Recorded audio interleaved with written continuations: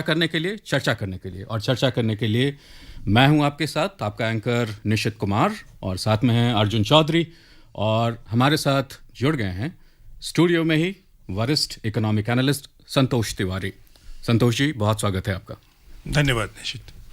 Well, once again, warm welcome to our listeners on All India Radio. This is a special pre-budget program from 10:20 a.m. in the morning right now, all the way till 11 o'clock before the Honorable Finance Minister of India, Nirmala Sitharaman, begins speaking in the Parliament House, announcing and presenting the budget. We are with us in the studio, Mrs. Santosh Tiwari, who is our guest expert, and online we would be joined by Udayan Ray, who would give us the views on what to expect from the budget. Yesterday, we had the economic survey, which was presented, and it announced a real GDP growth for the financial year 2022 to 23 between 8 and 8.5% versus the IMF forecast of 9%. The key reforms would be on the supply side. That was broadly what the economic survey spoke about yesterday. Today, me and my co-anchor would be posing questions to our expert on what to expect in the budget. We are now joined by Udayan Ray as well, who is an economic analyst. Udayan, a warm welcome to you on this special pre-budget program. Thank you, Arjun. So let's begin this program now and ask our expert what to expect from the budget in the background of the GST collection for the month of January, which has been at 1.38 lakh crore rupees for January. What to expect in terms of the forecast of expenditure and revenue in this current budget, Santosh? Thanks, Arjun. And the real question today, which in a few minutes or maybe in 1 hour or so, which would be clear when Finance Minister reaches Parliament and then presents the budget for 2022-23. This budget is critical in several senses, and you mentioned that expenditure and revenue, though as far as revenue is concerned, GST revenue is up, and government would be very, very optimistic on better tax collection going ahead also. Exports are up, and already the economic survey yesterday has painted an optimistic picture of where the economy is going. Because if economic survey is saying that 8 to 8.5% growth rate is possible over and on top of 9.2% in the current financial year, that's a very good sign. And interestingly, yesterday when we were interviewing Vice Chairman of Niti Aayog, Dr. Rajiv Kumar, he said that he would be expecting that it would be 9%, not 8.5%. So, why I am giving this background is that overall, when the Finance Minister is going to present this budget, the picture looks pretty good. It looks very good in terms of government's capabilities to spend more on healthcare, spend more on infrastructure, which would be bringing in more jobs, bringing in investment in the critical sectors like rail, road, etc.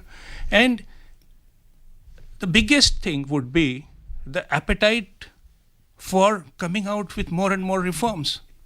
So the government is now ready to bring in more reforms and capitalize on whatever reforms have been done during the challenging times of Corona. So overall, the picture is very good for government to come out with bold reform measures, come out with investment proposals, and take the good work forward in the next financial year. Udayan, आपसे हम जानना चाहेंगे कि ये GDP growth projection जो है 8 to 8.5% का for financial year 22-23, क्या आपको लगता है कि बहुत ये बेस्ड है on certain given assumptions that एक ये है कि तेल की कीमत जो है वो हम अज्यूम करके चल रहे हैं कि $70 से $75 पर बैरल रहेगा आने वाले वित्तीय वर्ष में, जबकि अभी ये ऑलमोस्ट $90 टच कर रहा है। उसके अलावा और भी कुछ और चीज़ों के बारे में भी हमने बात की, जैसे कि पैंडेमिक डिसरप्शंस और नहीं होंगे आने वाले वित्तीय वर्ष में। तो क्या आपको लगता है कि अगर ये सारी चीज़ें नहीं हुई, तेल की कीमतें अगर इतनी ऊपर ही रहीं, 90 या उससे भी ऊपर चली गई, पैंडेमिक हमें नहीं पता आगे क्या होगा नहीं होगा, बिकॉज हर दिन हम कुछ नई खबर सुनते हैं, चाइना से निकल कर आती है, ये होगा वो होगा। आपको लगता है कि 8 to 8.5% सस्टेनेबल है? Is it the real thing? जी, मुझे ऐसा लगता है कि रीजनेबल है, क्योंकि आप देखें बाकी जितने और संस्थान हैं, अंतर्राष्ट्रीय संस्थान हैं, उन्होंने जो एस्टिमेट लगाए हैं उससे तो ये कम ही है। और शायद सिर्फ एक ही संस्थान है जो जिन्होंने इससे कम की एस्टिमेट की है। ये एक उनके हिसाब से, उनके तुलना में ये कम है। रही बात तेल की कीमतों के बारे में, जिनके बारे में कल जब से इकोनॉमिक सर्वे रिलीज हुई उसके बारे में चर्चा हो रही है, तो अगर 90 या उससे ऊपर भी जाती है तो आप ये पाएंगे कि 3-4 महीने के अंदर दूसरे जो सप्लायर्स हैं, मान लीजिए फ्रैकिंग है जो अमेरिका में है, ओपेक के ऊपर दबाव बढ़ेगा कि सप्लाई छोड़े, क्योंकि ये इतने एलिवेटेड लेवल्स में आप लॉन्ग टर्म लंबी अवधि तक इन दामों को रख नहीं सकते। ये प्रोड्यूसर्स के अगेंस्ट चला जाएगा क्योंकि आप डिमांड को चोक कर देंगे, तो दबाव वहां पे बना रहेगा। तो मुझे ये एवरेज जो है वो शायद 75-80 तक भी पहुंचे, पर मेरे को खुशी है कि एक रियलिस्टिक अजम्पशन लिया गया है। 75 सही, अगर 70-75 माना जा रहा है तो ये शायद सही है। और जैसे कि इकोनॉमिक एडवाइजर ने कहा कि आपको याद, उन्होंने स्मरण कराया कि 18 महीने पहले सिर्फ $20-25 के आसपास ही था। तो ये फ्लक्चुएट होता रहता है, हमें इसके बारे में ज्यादा चिंता नहीं करनी है। और दूसरी बात ये है, जैसे कि तिवारी जी ने कहा अभी, कि अगर आप रिफॉर्म्स करते हैं, ट्रिक ये है, जो स्ट्रैटेजी ये है कि आपका जो कॉर्पोरेट सेक्टर है, जहां से आपको टैक्स मिलता है, राजस्व मिलता है, उनके ग्रोथ में, उनके प्रोग्रेस में कोई बाधा ना आए, तो रिफॉर्म्स करेंगे, आप दूसरी चीजें करेंगे, तो आपके टैक्स कलेक्शन में जो बायंसी है वो बनी रहेगी। वो क्यों चाहिए? क्योंकि आपका एक तबका ऐसा है जो आपके फॉर्मल सेक्टर है, अर्बन फॉर्मल सेक्टर है, रूरल फॉर्मल सेक्टर है, वहां पे जो आपने इकोनॉमिक सर्वे में सीधा प्राइवेट कंजम्पशन का जो डेटा वो सीधा दिखा रहा है कि वहां पे डिस्ट्रेस रहा है, सर्विसेज सेक्टर में डिस्ट्रेस रहा है, तो उसको आप एलिवेट करेंगे। तो जब तक काफी बातचीत ये हो रही कि फिस्कल स्पेस मिल रहा है, हेडरूम मिल रहा है, तो उसके कंपीटिंग डिमांड्स भी, मांगे भी हैं। एक तरफ आपको ऐसी चीजें करनी है ताकि आपका राजस्व बढ़ता रहे, बायंसी बढ़ती रहे, जिससे आप जहाँ पे जो अनइवन जो आपका इम्पैक्ट हुआ, जहाँ पे ज्यादा इम्पैक्ट हुआ है, उनको आप उठा के ऊपर लाएं। तो यहाँ पे एक टू फोल्ड स्ट्रैटेजी मुझे सीधा बजट में होता हुआ दिख रहा है। Mr. Santosh Tiwari, I think our co-expert has spoken about the fiscal deficit because of rising international commodity prices, crude oil and steel, including basic materials as well. And we have the latest data on the core sector, which is the 8 infrastructure sectors for the month of December, which is at 3.8%. And that includes crude oil, natural gas, refinery products, and even fertilizers, which is a derivative from crude petroleum itself in the manufacture of it. How do you see imported inflation playing a major factor when it comes to provisioning for expenditure in our budget in this current financial year, Santosh? That's one of the biggest challenges that the finance ministry team must have faced when they were concretizing the budget. But as we speak, already we have passed 2 years which were very challenging. Fiscal deficit was high, but the government decided to take that higher fiscal deficit. In fact, there is a space also in the government calculation that you don't know. The basic point is that you don't know where this pandemic is taking you to. So the finance ministry must have already factored in all these calculations, which is coming, imported inflation you talked about, or probably, we will have to push the economy through major public investment this year also. Because once public investment starts picking up or it is infused, then private sector is also sitting and they are also trying to invest, but situation has to improve. So if public investment gives a push and then private investment also starts coming up, then revenues will go up. But as far as oil price pressure is concerned, as far as imported commodities pressure on inflation is concerned, that is something which the government always takes into account when it is coming out with a fiscal deficit number. In a normal kind of a situation, these pressures would be troubling government a lot. But in the kind of situation we are in, where we have to spend in healthcare, where we have to spend in infrastructure, where we have to bring our economy back, and there is optimism that we will go to 9 or 9% plus growth rate, fiscal deficit would be something where government would not be looking at in a manner as if it has to be sacrosanct. At least for this year, maybe the government would be thinking that we will keep a balanced approach, look at the fiscal deficit along with the pressures that we have from outside the country, and also pressure that we have from the requirement to bring economy again back on track for 9% plus growth rate. So all those calculations must have already happened. But some things like oil pressure or the imported commodities pressure, those things are not in government hands. So you can only keep a space for that. That government must be doing. So talking about space, Mr. Tiwari, before my co-anchor poses a question to my co-expert, we are looking at funding. You have the Consolidated Fund of India, you have the Contingency Fund. So when you talk about the COVID pandemic and the vaccination requirements, it comes out of the Contingency Fund. But the remainder of the expenditure is appropriated from the Consolidated Fund of India. How do you see a division of the two to meet our key expenditure requirements while at the same time ensuring that our fiscal deficit does not go out of control? So you will see a number of measures in that. I'm expecting, at least I am expecting that, unless until you go for additional revenue generation, and there is not much of scope to go for additional revenue generation from taxation. So where do you go for additional revenue generation? The additional revenue generation will come from divestment of CPSEs, asset monetization, also dividends, etc.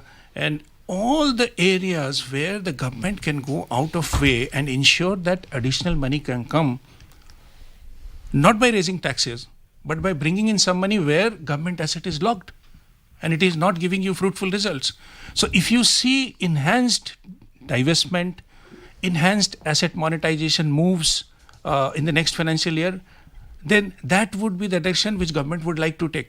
Because everybody understands that corporate tax rate is now at whatever rate it should be. It is there. Government had taken the bold move. Now, income tax rate, there is little scope to enhance income tax rate, individual income tax rate. GST is already doing well, and expectation is that the moment economy picks up the way the government wants, GST revenue would again increase, and that will help. The real thing is how to gain or garner additional revenue through these measures like divestment or asset monetization and all those things. Santosh ji, एक बात आपसे समझना चाहेंगे. आपने corporate tax की बात की. अभी कुछ समय पहले एक विश्व पटल पर ये बात चल रही थी, चर्चा चल रही थी कि एक यूनिफॉर्मिटी होनी चाहिए कॉर्पोरेट टैक्स में. जैसे कि हमारे यहाँ हम कह सकते हैं कि we are almost at a standardised position at the moment when as far as corporate tax goes. लेकिन क्या आपको लगता है कि इसमें कुछ और भी फर्दर गुंजाइश है जिसमें कि हम और भी अट्रैक्ट कर सकें फॉरेन इन्वेस्टर्स को और अपने कॉर्पोरेट सेक्टर को कुछ और हम सपोर्ट कर सकें? मैं इसलिए ये जानना चाह रहा हूँ आपसे क्योंकि आने वाले समय में ग्रोथ कैसे होगा? ग्रोथ तो तभी होगा ना जब इंडस्ट्री ग्रो करेगी, services sector and all grow करेगी. तो आपको लगता है कि इसमें कुछ और गुंजाइश है, कुछ हमारे वित्त मंत्री को इसमें कुछ और करना चाहिए? निश्चित, बहुत अच्छी बात आपने पूछी है, क्योंकि एक्सपर्ट्स अपने तौर पर सोचते रहते हैं और सरकार में जो लोग बैठे हुए हैं उनको डे टू डे बेसिस पर इन सब बातों को टैकल करना पड़ता है, हैंडल करना पड़ता है. जो इन्वेस्टमेंट आना है, कॉर्पोरेट टैक्स रेट जब इस लेवल पे नहीं था, 25% के लेवल पे नहीं था, तब दशकों से, कम से कम एक दशक से तो मैंने ही देखा है कि उद्योग जगत जो है वो इसके लिए डिमांड कर रहा था कि 25% के रेट पर आ जाए. अब जबकि कॉर्पोरेट टैक्स रेट जो है वो ग्लोबली कॉम्पिटिटिव है. किसी भी कंट्री का कॉर्पोरेट टैक्स रेट जो होता है वो अगर ग्लोबली कॉम्पिटिटिव हो तो वहाँ इन्वेस्टमेंट फ्लो करता है. तो आपने देखा होगा वो कदम तो सरकार ने उठा लिया है. लेकिन साथ साथ जो सप्लाई साइड रिफॉर्म्स हो रहे हैं, छोटी छोटी चीज़ें होती हैं लेकिन बड़ा मायने रखता है. वो रिट्रोस्पेक्टिव टैक्स जो था उसको हटाया. जो productivity linked scheme different sectors में जो लेकर आ रहे हैं, ये सारी चीज़ें ना सिर्फ डोमेस्टिक इंडस्ट्री को बट फॉरेन इन्वेस्टर जो है उसको भी प्रमोट करेगी इन्वेस्ट करने के लिए. और जिस तरह से एपेटाइट है, जो मैं पहले कह रहा था, सरकार में जहाँ कहीं भी इन्वेस्टमेंट को लाने के लिए रिफॉर्म करने की ज़रूरत है, वहाँ सरकार कतई नहीं हिचकिचा रही है, अपनी तरफ से हर कोशिश की जा रही है. देखिए, ये कोरोना जो 2 साल आ गया, तो जो रिफॉर्म्स हुए हैं पिछले 2 साल में, उनके जो रिजल्ट्स हैं वो आपको जाहिर तौर पर अभी इमीडिएट नहीं दिख रहे हैं, लेकिन ये रिफॉर्म्स इन्वेस्टमेंट लाने में मदद करेंगे, ये आप देखेंगे जरूर. एक्सपोर्ट सेक्टर आप देख लीजिए, जिस तरह से आप $400 बिलियन एक्सपोर्ट, जो है सोचने वाली बात थी कि कभी ऐसा हो पाएगा, ये टारगेटरी रहता था, हो रहा है इस वक्त. एक्सपोर्ट्स जो है वो आइडेंटिफाइड कमोडिटीज़ थे, उसमें आप एक्सपोर्ट करते थे. एक्सपोर्ट डाइवर्सिफाइड हो रहा है, वो सारी चीज़ें हो रही हैं. आज सबसे अच्छी बात यह है कि धीरे धीरे धीरे करके हर एरिया में जो रिफॉर्म करने की ज़रूरत थी उसको जिस तरह से गवर्नमेंट ने टच किया है, एक ऑप्टिमिस्टिक सेंटिमेंट क्रिएट हो रहा है जो कि इन्वेस्टर को ये प्रमोट करता है कि ठीक है, एक तो स्टेबिलिटी ऑफ टैक्स रेट जो है वो अगर आ गया है कॉर्पोरेट टैक्स में, जितने भी एरियाज हैं उनमें अगर इंसेंटिवाइज कर रही है गवर्नमेंट तो वो एक जो है वो प्लस पॉइंट है। इन सब चीज़ों को मिला जुला के, और जिस तरह से नीति आयोग के वाइस चेयरमैन ने भी कल कहा, सारा कुछ मिला जुला के अगर देखेंगे तो आप बहुत सारी चीज़ें हुई हैं, लोग टोटलिटी में इसको देख नहीं रहे हैं, वो इन्वेस्टमेंट लाएगा। Well, what we have been able to learn from our two experts, Santosh Tiwari and Udayan Ray, is on the revenue and expenditure side of the budget, which is going to be announced at 11 o'clock or before that when the finance minister takes the podium and presents the budget. Let's have a look at how Dr. Bibek Debroy, who was in communication to us, he was talking to the News Services Division of All India Radio yesterday. He's the chairman of the Prime Minister's Economic Council. Dr. Bibek Debroy said that 9.2% growth rate for the current fiscal in the economic survey is quite realistic. It's a fairly robust revival across sectors, and this does not merely offset the decline that happened in the preceding year. The level of GDP also surpasses the pre-pandemic levels. This is a point that survey has also made. If you look at external forecasts, most people today would go along with that 9.2% real growth rate projected in survey for this financial year. So therefore, I think that 9.2% is completely realistic.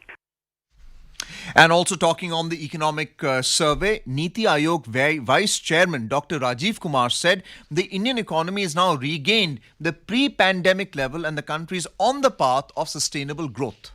My own understanding would be that Indian economy in 2022-23 will grow between 8.5% to 9%. I go along with the economic survey. The survey's assumptions on which this growth target, the growth estimate is based are very sound. They're talking about the recovery in manufacturing, in the services, which had suffered the most, and also in private investment and consumption. And of course, the government will do its role in expanding the capital expenditure on public infrastructure. So I think altogether, we are now on a trajectory of rapid and sustained growth in the years to come. Welcome back. We were also discussing about not only the economic survey in this special pre-budget program, but also heard the expertise of Shri Bibek Debroy and Shri Rajiv Kumar online. We also joined by Udayan Ray. Let's not forget him, Nishit. Udayan, we were talking earlier about expenditure, then we moved on to the revenue side, or what to expect in the budget when it's announced at 11 o'clock this morning or before that. So we spoke about business investment and the key reforms that the government is bringing out through its policy. How would you rate the Air India stake sale by the government in terms of privatization and also bringing about the revenue? Because a lot of our discussion is focused on expenditure, but less is focused on revenue. So do tell us about the revenue side. Well, Arjun, you're absolutely right. The Air India was a very prickly kind of issue. It was a festering wound, if I'm allowed to put it in a particular way, because it was a problem that was not getting solved. Now that the government has managed to solve it, anything that the government puts in the budget document in terms of its disinvestment ambitions and targets, they start looking so much believable, because you have successfully solved a problem which was not getting solved. So therefore, and it also gives that momentum. You obviously look at LIC. That's going to be a very big event.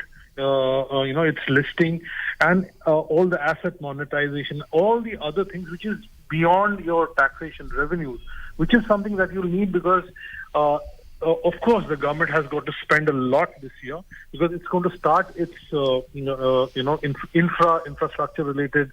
It has to ramp up quite a bit, because when it does so, then the private sector will quickly follow. And private sector, Arjun, the good part is that because they're doing well and that's getting reflected in the market, the results are, well, you can quibble here and there a little bit, but overall they're doing well. So they're all ready to start hiring. They're all ready to start putting in money. The question is, Some of them are just waiting a little bit to see how this current health situation stabilizes. Once it stabilizes, then you will start getting those headlines as well. Right. So, in terms of tax revenues, because these companies are already doing well, there have been, weaker companies have been taken over. There have been a lot of mergers and acquisitions. All kinds of stuff has happened. Then, Arjun, it's also worth pointing out there are a lot of companies which are getting listed. They were like startups 7, 8, 10 years back. They're getting listed and they're getting valued. There's been so much discussion about unicorns. Those are also the guys who are going to employ a lot of people. They're going to bring in a lot of investment, direct investment, other financial investment. So, that animal spirit, the cycles, investment cycles, that is something that we're looking at. Before we used to talk a lot, before budgets, how can we revive the private investment cycles? This time it looks pretty much doable. And before my co-anchor Nishit puts a question to our guest expert Santosh Tiwari, here is an announcement. News Services Division of All India Radio will bring you a special live day-long programs on the Union Budget 2022-2023. In-depth analysis of the budget by eminent experts, special budget bulletins, people's reaction on the budget, and exclusive interviews will be the major highlights. Keep tuned into the FM Gold channel, that is 100.1 megahertz of All India Radio and other frequencies. It is also available on our app, News on AIR, and our YouTube channel, News on AIR Official. Santosh ji, आपसे जानना चाहेंगे, जैसे कि कल economic survey में हमने देखा कि India saw 44 unicorns in the calendar year 2021. It's a big thing. And also the startups are looking up like anything. तो सरकार को हम ऐसा समझते हैं कि सरकार को इनको और सपोर्ट करने के लिए, इकोनॉमी को ग्रो करने के लिए इन्हें और भी ज़्यादा इंसेंटिवाइज और कुछ और सपोर्ट की ज़रूरत है. तो जहाँ तक सपोर्ट की ज़रूरत है, कुछ टैक्स ऑप्स या टैक्स हॉलीडेज और समथिंग लाइक दैट, कुछ सपोर्ट अगर हम इन्हें करेंगे, साथ ही साथ पैरेलली कैसे हम इस फिस्कल डेफिसिट और इस चीज़ को, इस गैप को कैसे हम फिलअप करेंगे, जबकि ये ज़रूरी है कि उन्हें सपोर्ट करना भी हमें बहुत आवश्यक है. अब तो जहाँ तक भारत के यूनिकॉर्न्स का सवाल है, प्रधानमंत्री ने जिस तरह से अपने अभिभाषण में पिछले दिनों में कहा है कि जितनी अहमियत है स्टार्टअप्स की, वो देखकर सारे विश्व को ये पता चल रहा है कि इंडियन जो स्टार्टअप्स हैं और इनोवेशन इकोसिस्टम जो क्रिएट हुआ है, it's going in a different direction all together. अब तो लोग डेकाकॉन्स की बात कर रहे हैं. इंडिया में 4 डेकाकॉन्स हैं. Yes. अब यूनिकॉर्न्स जो है वो पीछे. एक छोटा सा मैं उदाहरण दूंगा आपको. एक्सपो 2020 दुबई चल रहा है. उसमें इंडिया पेविलियन जो है वहाँ पर भारत सरकार ने लोगों को बुला रहे हैं, वहाँ देख रहे हैं इंडिया पेविलियन में क्या इंडिया अपॉर्चुनिटीज़ हैं, वो बिल्कुल डिस्प्ले पर है. और वहाँ एक इंडिया इनोवेशन हब लगा हुआ है. अभी तक ही वहाँ पर 200 स्टार्टअप्स जो हैं वो देश के डिफरेंट स्टेट्स से, तेलंगाना, कर्नाटका, उत्तर प्रदेश, मध्य प्रदेश, जम्मू कश्मीर, यहाँ के स्टार्टअप्स वहाँ जा रहे हैं. वो पिच इन करते हैं वहाँ ग्लोबल इन्वेस्टर्स को, और हो रही है बातचीत. सो ये स्टार्टअप इकोसिस्टम जो है इंडिया का, वो अब बड़ा होता चला जा रहा है. और आपने सही कहा कि बजट में कुछ ना कुछ इनके लिए होना चाहिए. 2 तरीके हैं इसको देखने के. Also the MSMEs pre-existing which are registered now, how important is it that funding and financing for them is also provided for in the budget? We know that startup policy has led to unicorns and now decathons as they are termed because of the market capitalization. You have retail investors, Robinhood investors, institutional investors who are buying into their stock. But what about MSMEs? How do you see the provisioning for them, and how will they serve the large enterprises? I'll come to that, Arjun. But first, let me address the startup investment thing. So, to handle startups, there are 2 ways. आप 2 तरीके से कर सकते हैं. ये तो आप, एक तो है तरीका जो कि आप उनको सहूलियतें दे दें, टैक्स में छूट दे दें, या जो भी गवर्नमेंट अपनी तरफ से सपोर्ट के तौर पर वो कर दे. लेकिन स्टार्टअप्स की अगर जिक्र करें, स्टार्टअप्स जो होते हैं उनको फंडिंग सबसे इंपॉर्टेंट होती है उनके लिए, टाइमली फंडिंग. अगर आप सही से वक्त पर उनको फंडिंग कर दें, तो foreign investors, incubators Indian startups और इस सिस्टम को फंड करने को तैयार हैं. अगर सरकार ने एक नीति लाई इसमें, इस बजट में, जो कि फॉरेन इन्वेस्टमेंट जो स्टार्टअप्स में आ सकता है उसको फैसिलिटेट करने वाला हो, तो वो एक बहुत बड़ी सहूलियत होगी. जी. सो स्टार्टअप्स के लिए तो फंडिंग की ज़रूरत है. अगर आप फॉरेन इन्वेस्टमेंट यहाँ जहाँ कहीं से भी, जैसे दुबई है, वहाँ से इन्वेस्टर्स हैं, वो आना चाहते हैं. जैसे मैंने कहा, इंडिया पेविलियन में 200 स्टार्टअप्स अभी कर चुके हैं. 31 मार्च तक खत्म हो रहा है. 500 स्टार्टअप्स को वहाँ लाने की ज़रूरत है. और मैंने पर्सनली देखा है वहाँ पर जिस तरह की पिचिंग होती है और जिस तरह का इंटरेस्ट ग्लोबल इन्वेस्टर्स का है इंडियन स्टार्टअप्स में, बिल्कुल देख कर लगता है कि ये एक फील्ड है जहाँ पर कि सरकार जिस तरह से काम कर रही है उसके रिजल्ट्स आएंगे. Coming back to MSME. But these are Series A, B, C funding by venture capitalists. My question was specific to government support for MSMEs in the form of guarantees and loans. Yeah, so I'm coming to MSMEs now. So in case of startups, it is the funding which is more important. In case of MSMEs, there are two levels, where you will have to support them. Government has supported them in terms of repayment of their loans, giving facilities, in terms of all kinds of waivers and all those things in last 2 years.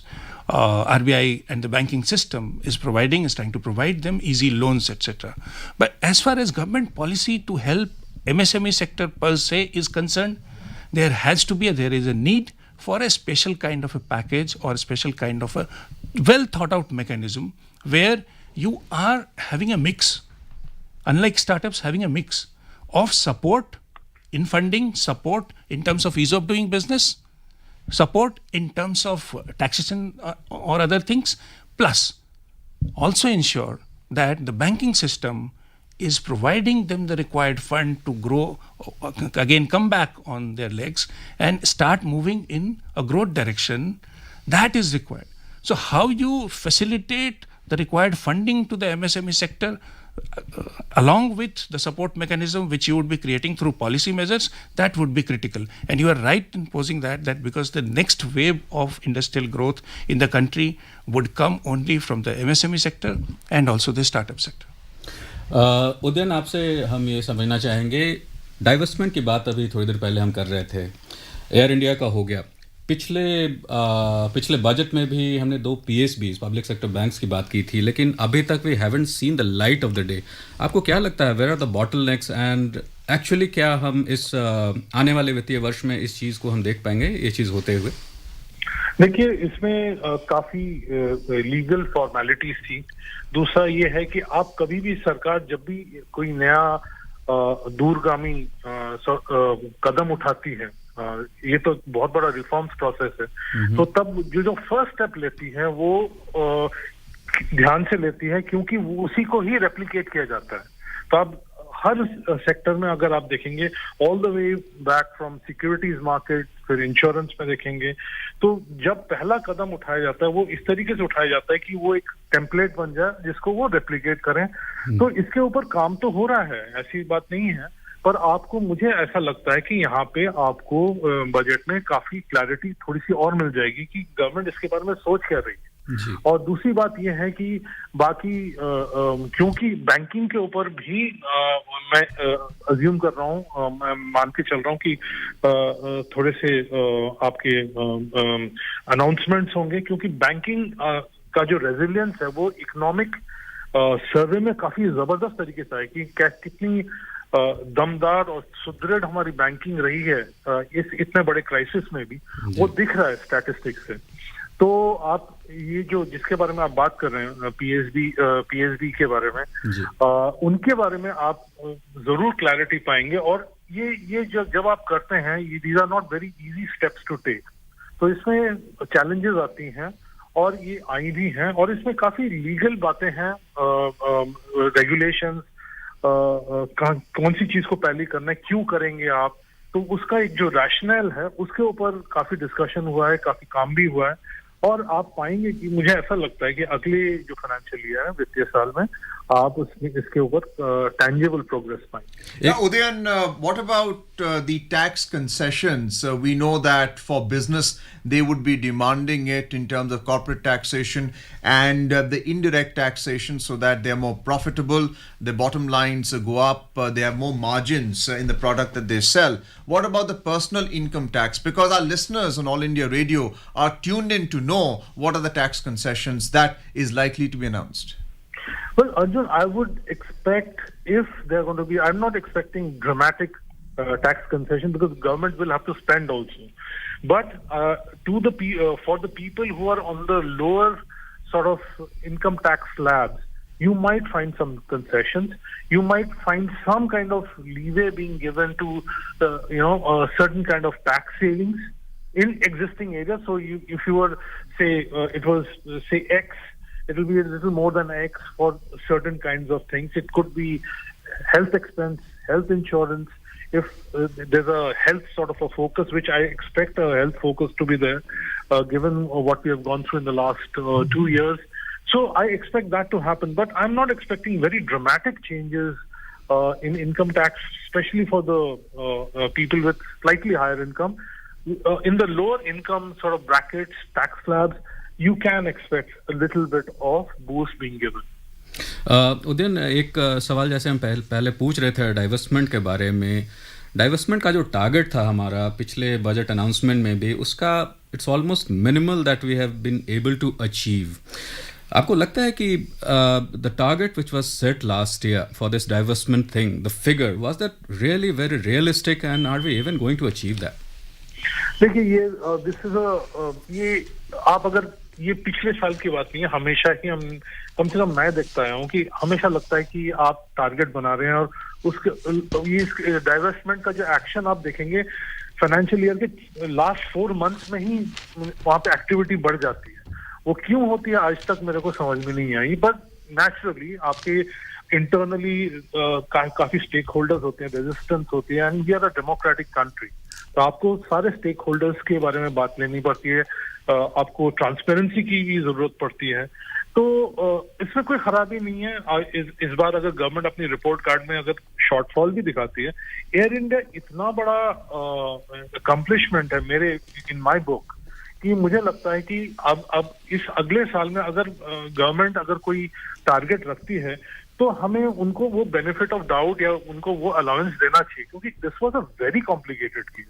और इससे government को confidence भी मिलेगा कि हम बड़े से बड़े मुश्किल से मुश्किल चीज है, चाहे वो पीएसबी का जो रिफॉर्म्स है जिसके बारे में थोड़ी देर पहले बातचीत हुई, चाहे एलआईसी हो या दूसरी चीजें हैं, उसमें कुछ अच्छे कदम उठा सकते हैं. इट डजंट मैटर अगर आप शॉर्टफॉल हो जाते. इट्स लाइक ऑयल प्राइसेस, वो आपने कुछ अज्यूम किया, उसके ऊपर निकल गया. Everything is not in your hand. पर आप अपना स्टेटमेंट ऑफ इंटेंट जब देते हैं तो तब आप अजम्पशंस बताते हैं. ये तो लोगों पे निर्भर करता है कि लोग उसको कितना क्रेडिट वर्दी समझते हैं, इंटीग्रिटी कितनी है. अगर फिस्कल डेफिसिट का फिगर आप देंगे, आप क्या बेसिस दे रहे हैं, वो आप बताया जाएगा. मार्केट्स, फॉरेन इन्वेस्टर्स वो देखेंगे कि वो कितनी क्रेडिबल है. तो ये that's fine. You just have to make sure कि आपकी इंटीग्रिटी और क्रेडिबिलिटी आपकी अब जो कुछ भी कह रहे हैं उसमें हो.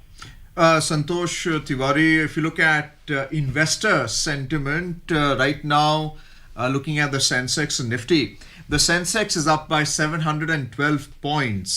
So the market is looking to rebound. We call it short covering for our benefit of our listeners. What is the really thinking right now? Do they see a budget that is likely to be business friendly or a balanced budget? I would just suggest one thing: do not link market with budget. We have seen in the past, that markets react in their own way, and budget is budget and budget proposal. Sometimes people don't understand the proposal, and then market goes up. When you get to know the proposal, then market comes down. So the practice should be that you should delink markets from budget. But if in the morning markets are going up, then obviously economic survey has created different kind of an optimism. And economic survey, whatever has come out, is realistic. A lot of listed companies, startups are dependent upon market valuations, no doubt, and the sentiment, and they become unicorns and decathlons on the basis of buying interest in the market. No doubt about it, but that should not be linked to budget. Because if you link markets to one particular event, which is budget, then you might not get the realistic picture. Yeah. See, if there is optimism, then this optimism is there for a longer period of time, or has to be there for a longer period of time. When, as Nishit was saying, or Udyan was saying, that there are things which look very optimistic. Where we were last year, from a contraction, you have come back to 9.2% GDP growth rate. All indicators are suggesting, if you look at Finance Ministry reports, monthly reports, RBI's assessment, everything is indicating that the pandemic is back. The challenges we have surpassed the challenges. Now, whether it is tax collection, whether it is investment, whether it is policy measures on which people are optimistic, everything is falling in line to suggest that the growth rate will bounce back. Indian economy will move in a definite direction towards expanding in a big way. So you look at indicators, all economic indicators are indicating, whether it is Finance Ministry report, whether it is RBI report, whether it is IMF, everybody is saying. Then tell us about employment and income, which are the indicators of real GDP. Exactly. That is where this optimism is going to lead to. If you look at the employment expectation, it has come up. The appetite is coming back in last few months in a big way. In fact, there are many in the industry who are saying that next decade of India would be capex decade, which means capital investment. Yeah. If the investment is to come that way, that the decade becomes capital expenditure decade, then it is only going to lead to more employment generation. That is where India is leading to. एक बहुत अहम सवाल है, बहुत ज़रूरी सवाल है महंगाई दर का, इन्फ्लेशन का. ऑलरेडी हम देख रहे हैं कि ऑलमोस्ट हम अनकम्फर्टेबल जोन में हम ट्रीट कर रहे हैं as far as inflation goes. एक बहुत बड़ी बात निकल कर आ रही थी पिछले कुछ दिनों में फेड रेट्स की, कि वो ऊपर जा सकते हैं और जाएंगे, मार्च से पहले ही जाएंगे, फरवरी में ही हो सकता है जाएंगे. आपको लगता है कि ऐसी स्थिति में हमारे सेंट्रल बैंक को भी कुछ कदम उठाने चाहिए, या फिर जो हमारे अकोमोडेटिव स्टैंड्स हैं ये कंटिन्यूड रहने चाहिए? क्योंकि इन्फ्लेशन एक ऐसा कह सकते हैं बेताल है जो हमारे सर पे हमेशा मंडराता रहता है. तो इस बारे में आप क्या कहेंगे? जो व्यवस्था भारत में मॉनेटरी पॉलिसी कमेटी एस्टैब्लिश करके की गई है, उस व्यवस्था ने इतने अच्छे ढंग से पिछले सालों में महंगाई की दर को काबू किया है और उसके हिसाब से स्टैंस रखा है. आप देखेंगे आरबीआई ने अकोमोडेटिव स्टांस रखा है इतने कठिन दौर में भी.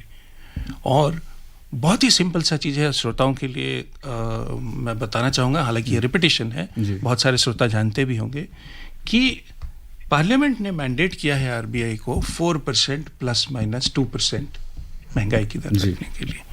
वो सारा का सारा जो, और अच्छी बात यह है कि कई बार ये देखने में आया है पिछले सालों में कि सरकार और आरबीआई मिलकर विकास की दर की तरफ देख रही है, जिसमें कि इन्फ्लेशन कंट्रोल भी शामिल है.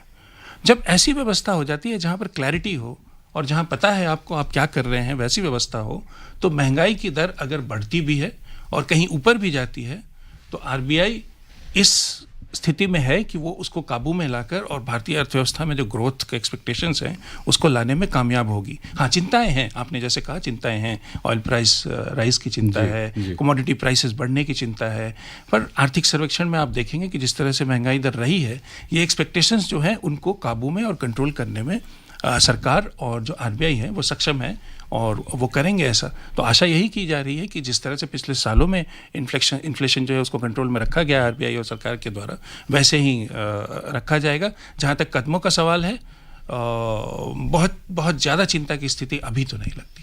Well, in a short while from now, we will be going live to Parliament for the announcement of the budget for the financial year by our Honourable Finance Minister, Nirmala Sitharaman. We had discussed at length what to expect from the budget, the forecast of expenditures and revenues. We also touched upon the economic survey which was announced yesterday, where the real GDP growth was forecast at between 8 to 8.5%, and it's expected that it may even rise to 9% according to the IMF forecast, and even our experts have said it would be more than 9%. And before we go live to the budget, very briefly, you spoke about interest rates, and Mike Wanker spoke about what are the monetary policy that the RBI is going to take. How do you see the bond selling program, government securities, in order for the government to finance its expenditures? Very briefly. Oh, that is where everybody is looking at, because bond program would depend on how much fiscal deficit government is ready to take into the account, and government will not focus only on fiscal deficit. So the bond program and everything would depend on that, Arjun. Well, right now the Honourable Speaker is about to take seat in Parliament, and subsequent to that, it would be the Finance Minister who would be presenting the budget. This is our special pre-budget program on All India Radio, which started at 10:20 in the morning and has continued till 11 o'clock. Nishit, if you have a question right now before we go live, it's right time to ask. Santosh ji, एक आखिरी सवाल इससे पहले कि हमारे माननीय वित्त मंत्री बजट पेश करें, जो कि लगता है कि अब कुछ ही क्षणों की बात है।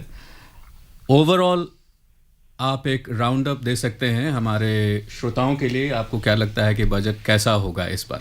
अच्छा होगा, बुरा होगा या एवरेज रहेगा? बजट अच्छा ही होता है, क्योंकि पूरी सरकार लगकर बजट बनाती है। बहुत सरप्राइजेस नहीं होंगे, लेकिन हम चलते हैं। संतोष जी, हमें खेद है, आपको रुकना पड़ेगा, क्योंकि माननीय वित्त मंत्री लगभग तैयार हैं बजट पेश करने के लिए। So over to the live proceedings in the Lok Sabha.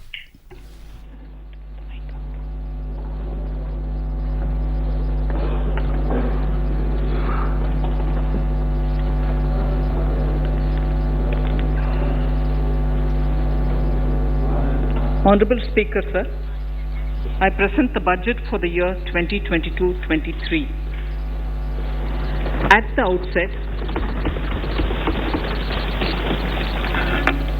outset, sir, I want to take a moment to express my empathy for those who had to bear adverse health and economic effects of the pandemic. The overall sharp rebound and recovery of the economy is reflective of our country's strong resilience. India's economic growth in the current year is estimated to be 9.2%, highest among all large economies. I recognize we are in the midst of an Omicron wave with high incidence but milder symptoms. Further, the speed and coverage of our vaccination campaign has helped greatly. With an accelerated improvement of health infrastructure in the past 2 years, we are in a strong position to withstand challenges. I am confident that with Sabka Prayas, we will continue our journey with strong growth. Honorable Speaker, we are marking Azadi Ka Amrit Mahotsav and have entered into Amrit Kal, the 25-year-long lead up to India at 100. Honorable Prime Minister in his Independence Day address had set out the vision for India at 100. By achieving certain goals during Amrit Kal, our government aims to attain this vision. They are complementing the macroeconomic level growth focus with a microeconomic level all-inclusive welfare focus, promoting digital economy and fintech, technology-enabled development, energy transition, and climate action, and relying on virtuous cycle starting from private investment with public capital investment, helping to crowd in private investment. Since 2014, our government's focus has been on empowerment of citizens as private investment. Since 2014, our government's focus has been on empowerment of citizens, especially the poor and the marginalized. Measures have included programs that have provided housing, electricity, cooking gas, and access to water. We also have programs for ensuring financial inclusion and direct benefit transfers. We are committed to strengthening the abilities of the poor to tap all opportunities. Our government constantly strives to provide the necessary ecosystem for the middle classes, a vast and wide section which is populated across various middle income brackets, use of the opportunities they so desire. This budget seeks to lay the foundation and give a blueprint to steer the economy over Amrit Kal of the next 25 years, from India at 75 to India at 100. It continues to build on the vision drawn in the budget of 21-22. Its fundamental tenets, which included transparency of financial statement and fiscal position, reflect the government's intent, strengths, and challenges. This continues to guide us. The initiatives of the last year's budget have seen significant progress and have been provided with adequate allocations in this budget as well. The strengthening of health infrastructure, speedy implementation of the vaccination program, and the nationwide resilient response to the current wave of the pandemic are evident for all. The productivity-linked incentive in 14 sectors for achieving the vision of Atmanirbhar Bharat has received excellent response, with potential to create 60 lakh new jobs and an additional production of 30 lakh crore during next 5 years. Towards implementation of the new public sector enterprise policy, the strategic transfer of ownership of Air India has been completed. The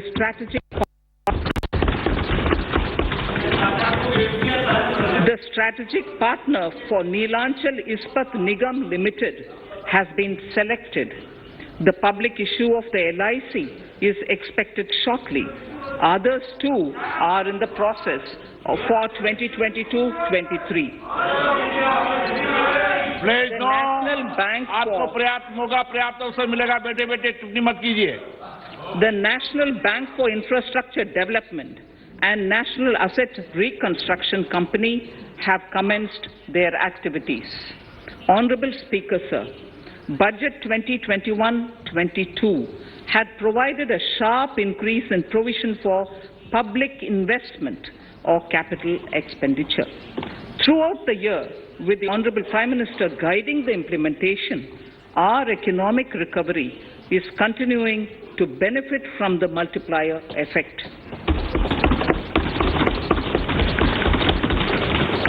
This budget continues to provide impetus for growth. It lays a parallel track of 1. A blueprint for the Amrit Kal, which is futuristic and inclusive. This will directly benefit our youth, women, farmers, the scheduled castes, and the scheduled tribes. And number 2, big private-public investment. Number 2, big public investment for modern infrastructure, readying for India at 100. This shall be guided by PM Gati Shakti and be benefited by the synergy of multimodal approach.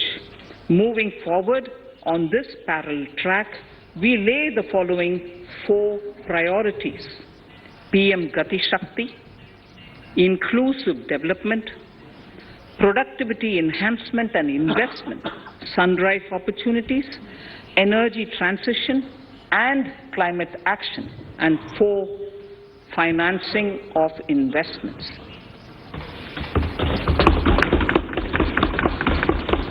PM Gati Shakti. PM Gati Shakti is a transformative approach for economic growth and sustainable development. The approach is driven by 7 engines, namely roads, railways, airports, ports, mass transport, waterways, and logistics infrastructure.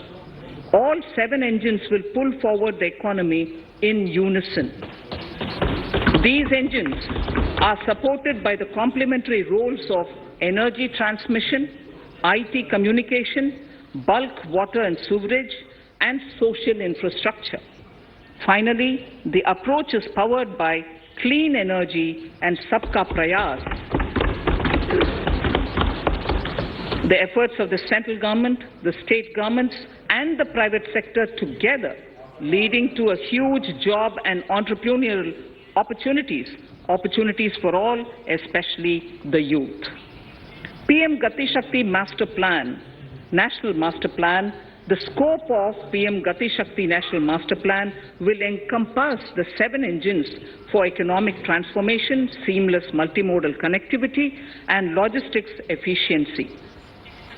It will also include the infrastructure development by the state governments as per Gati Shakti Master Plan. The focus will be on planning, financing, including through innovative ways, use of technology, and speedier implementation. The projects pertaining to these 7 engines in the national infrastructure pipeline will be aligned with PM Gati Shakti framework. The touchstone of the master plan will be world-class modern infrastructure and logistics synergy among different modes of movement, both of people and goods, and location of projects. This will help raise the productivity and accelerate economic growth and development. Road transport.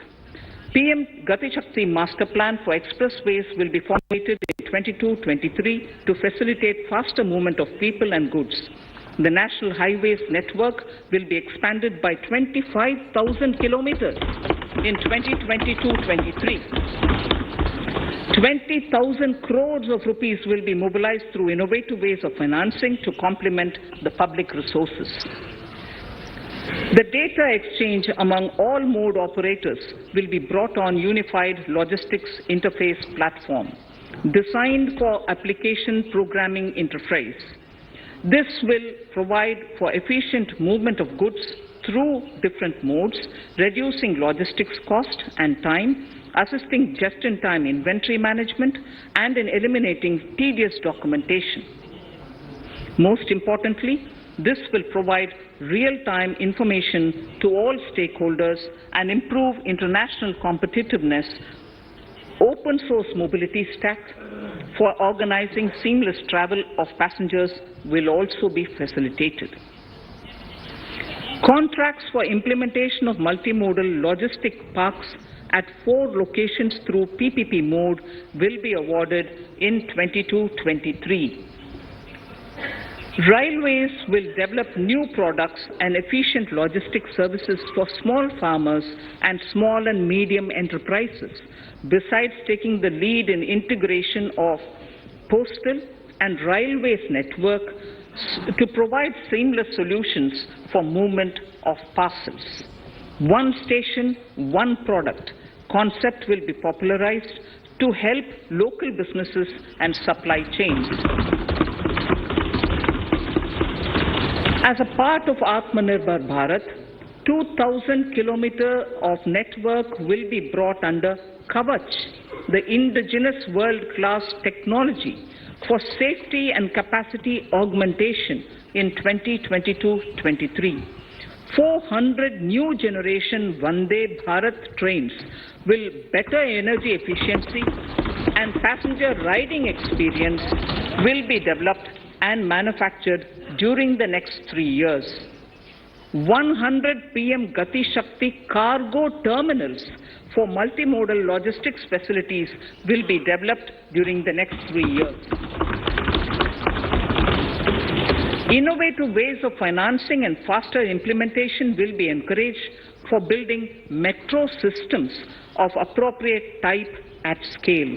Multimodal connectivity between mass urban transport and railway stations will be facilitated on priority. Design of metro systems, including civil structures, will be reoriented and standardized for Indian conditions and needs. Parvat Mala, as a preferred ecologically sustainable alternative to conventional roads in difficult hilly areas, National Ropeways Development Program will be taken up on PPP mode. The aim is to improve connectivity and convenience for commuters, besides promoting tourism. This may also cover congested urban areas where conventional mass transit system is not feasible. Contracts for 8 such ropeway projects for a length of 60 kilometers will be awarded in 22-23.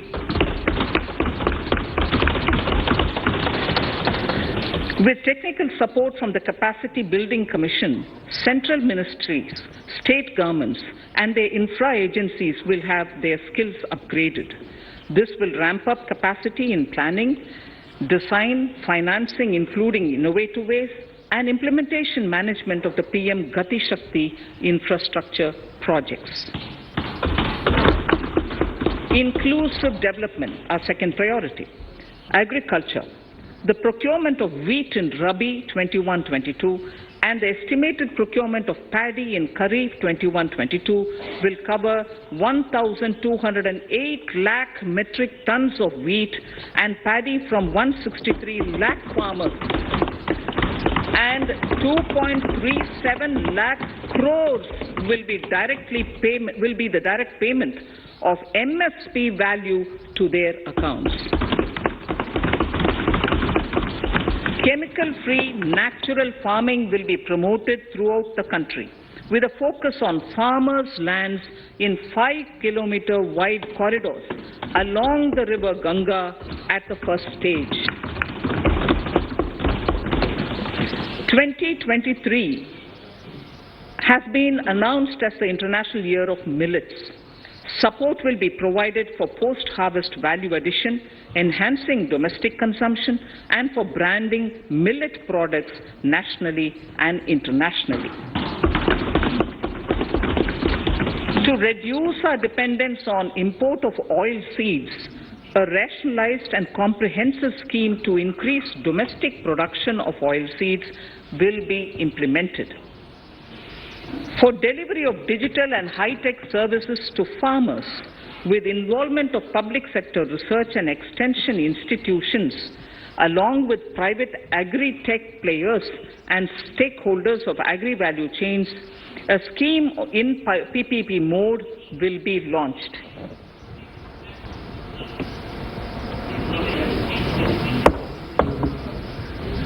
Use of Kisan drones will be promoted for crop assessment, digitization of land records, spraying of insecticides and nutrients.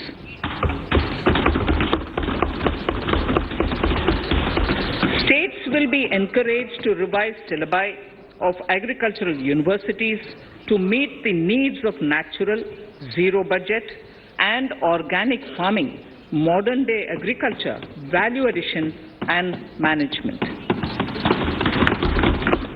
A fund with blended capital raised under the co-investment model will be facilitated through the NABARD. This is to finance startups for agriculture and rural enterprise relevant for farm produce value chain. The activities of these startups will include inter alia, support for FPOs, machinery for farmers on rental basis at farm level, and technology including IT-based support.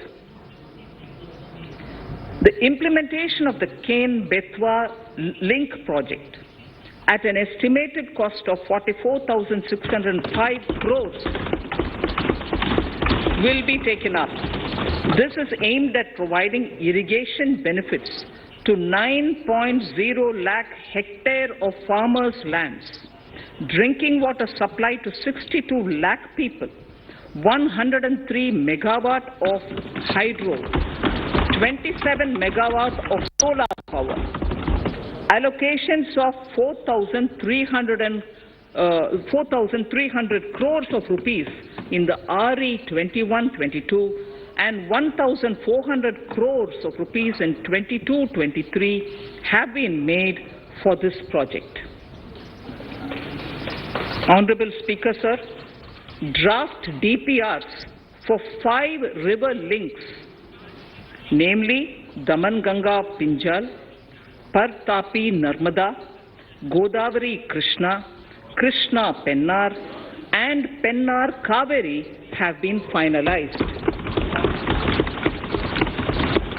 Once a consensus is reached among the beneficiary states, the Centre will provide support for their implementation. For farmers to adopt suitable varieties of fruits and vegetables and to use appropriate production and harvesting techniques, our government will provide a comprehensive package with participation of state governments.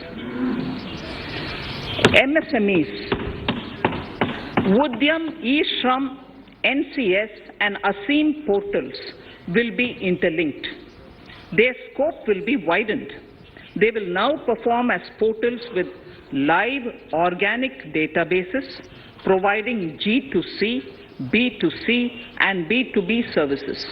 These services will relate to credit facilitation, skilling and recruitment with an aim to further formalize the economy and enhance entrepreneurial opportunities for all. Emergency Credit Line Guarantee Scheme has provided the much needed additional credit to more than 130 lakh MSMEs. This has helped them mitigate the adverse impact of the pandemic. The hospitality and related services, especially those by micro and small enterprises, are yet to regain their pre-pandemic level of business. Considering these aspects, the ECLGS will be extended up to March 2023, and its guarantee cover will be expanded by 50,000 crores of rupees to total cover of 5 lakh crores.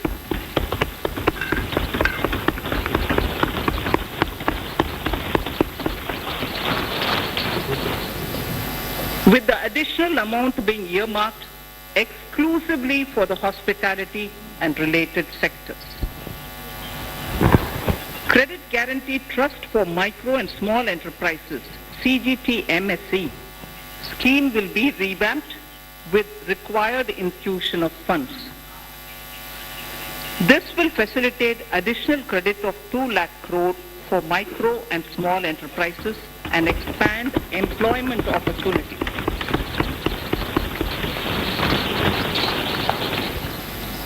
Raising and accelerating MSME performance, RAMP, program will outlay of 6,000 crore over 5 years will be rolled out.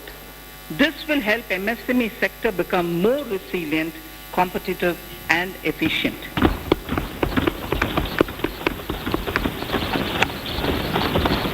Skilling programs and partnership industry will be reoriented to promote continuous skilling avenues, sustainability and employability. The National Skill Qualification Framework will be aligned with dynamic industry needs.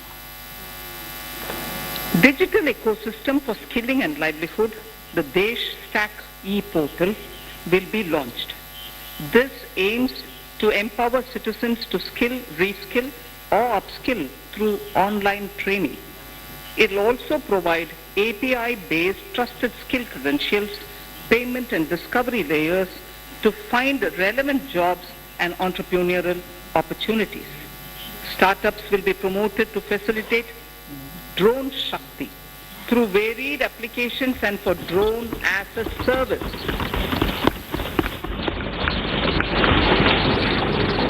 In select ITIs in all states, the required courses for skilling will be started. Due to the pandemic-induced closure of schools, our children, particularly in the rural areas and those from scheduled castes and scheduled tribes and other weaker sections, have lost almost 2 years of formal education. Mostly, these are children in government schools. We recognize the need to impart supplementary teaching and to build a resilient mechanism for education delivery. For this purpose, One Class, One TV channel program of PM E-Vidya will be expanded from 12 to 200 TV channels.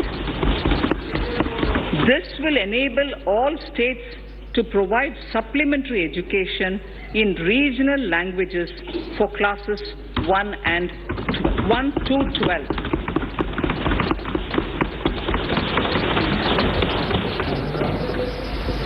High-quality e-content in all spoken languages will be developed for delivery via internet, mobile phones, TV, and through radio and digital teachers. A competitive mechanism for development of quality e-content by the teachers will be set up to empower and equip them with digital tools of teaching and facilitate better learning outcomes. A digital university will be established to provide access to students across the country for world-class quality universal education with personalized learning experience at their doorsteps. This will be made available in different Indian languages and ICT formats. The university will be built on a networked hub and spoke model with the hub building cutting-edge ICT expertise. The best public universities and institutions in the country will collaborate as a network of hub and spoke. An open platform for the national digital health ecosystem will be rolled out. It will consist of digital registries of health providers and health facilities, unique health identity, consent framework, and universal access to health facilities. The pandemic has accentuated mental health problems in people of all ages. To better the access to quality mental health counseling and care services, a national Tele mental health program will be launched. This will include a network of 23 Tele mental health centers of excellence, with Msmes being the nodal center, and International Institute of Information Technology, Bangalore, IIIT Bangalore, providing technology support. Recognizing the importance of Nari Shakti as a harbinger of our bright future and for women-led development, during the Amrit Kal, our government has comprehensively revamped the schemes of the Ministry of Women and Child Development. Accordingly, 3 schemes, namely Mission Shakti, Mission Vatsalya, Saksham Anganwadi and Poshan 2.0 were launched recently to provide integrated benefits to women and children. Saksham Anganwadis are a new generation Anganwadis that have better infrastructure and audio-visual aids, powered by clean energy and providing improved environment for early childhood development.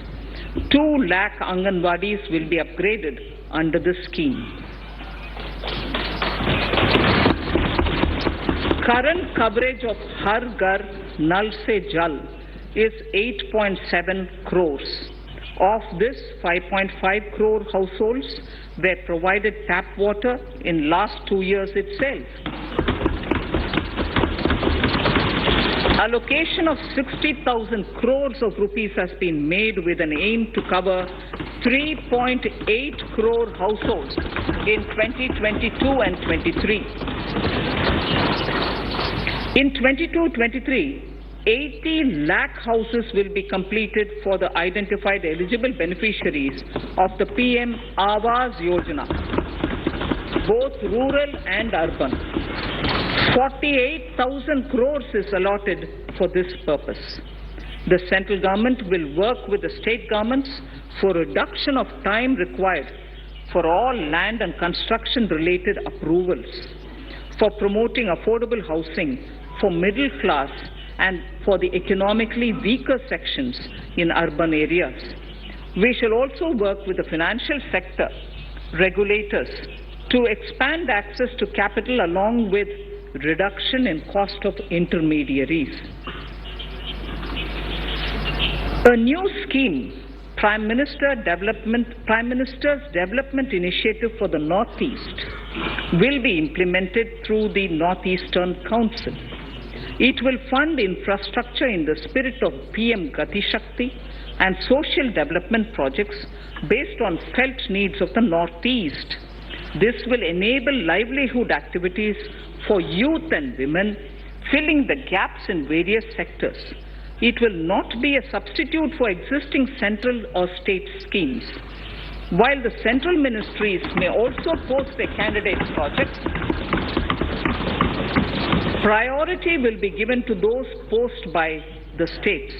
An initial allocation of 1,500 crores of rupees will be made, and the initial list of projects is given in Annexure 1 of my speech.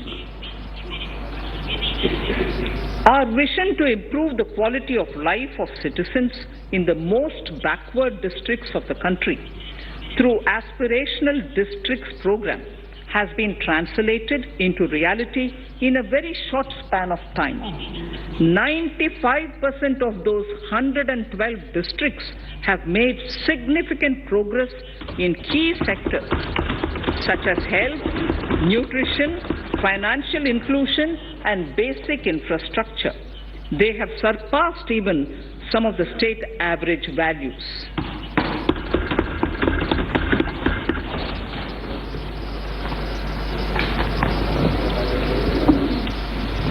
However, in those districts, some blocks continue to lag.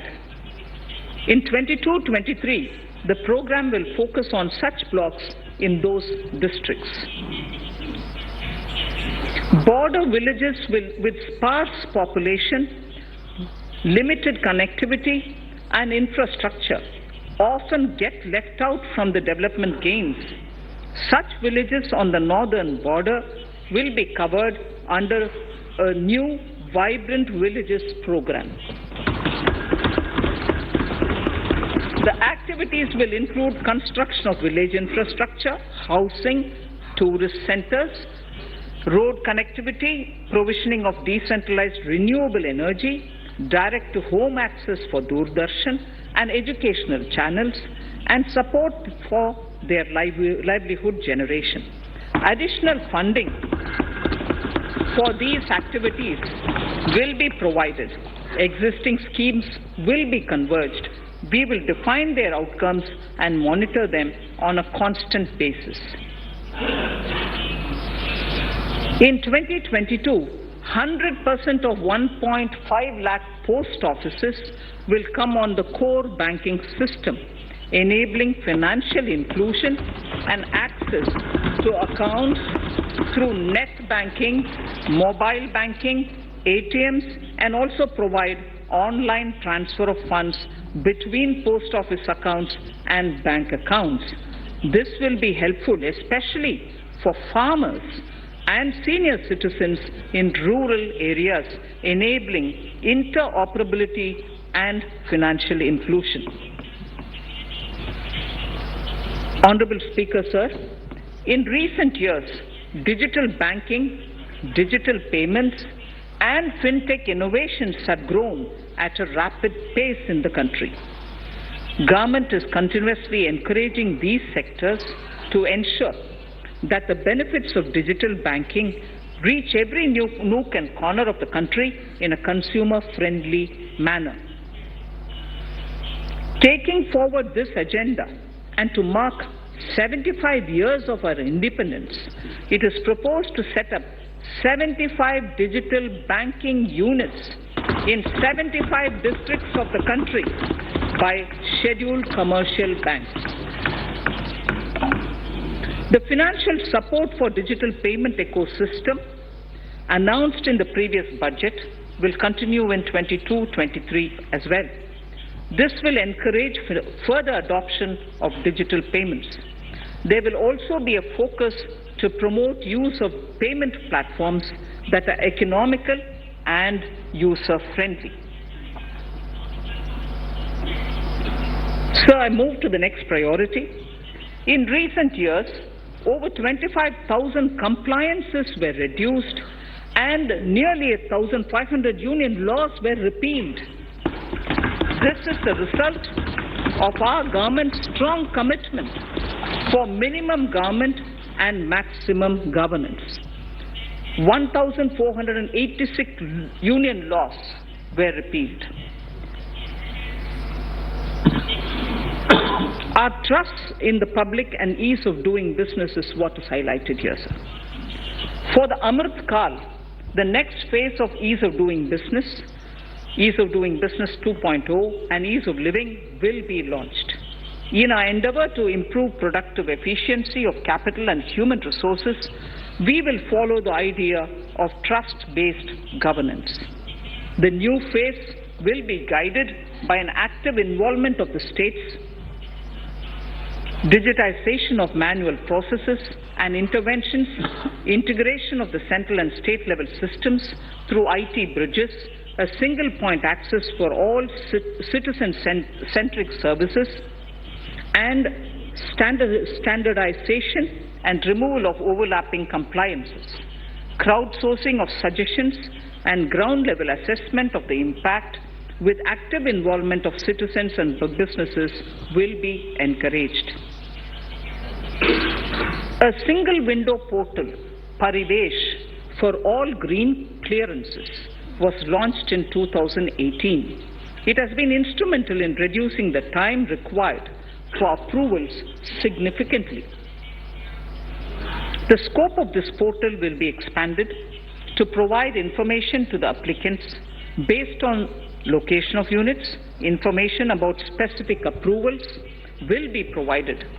It will enable application for all 4 approvals through a single form and tracking of the process through Centralized Processing Center Green, CPC Green.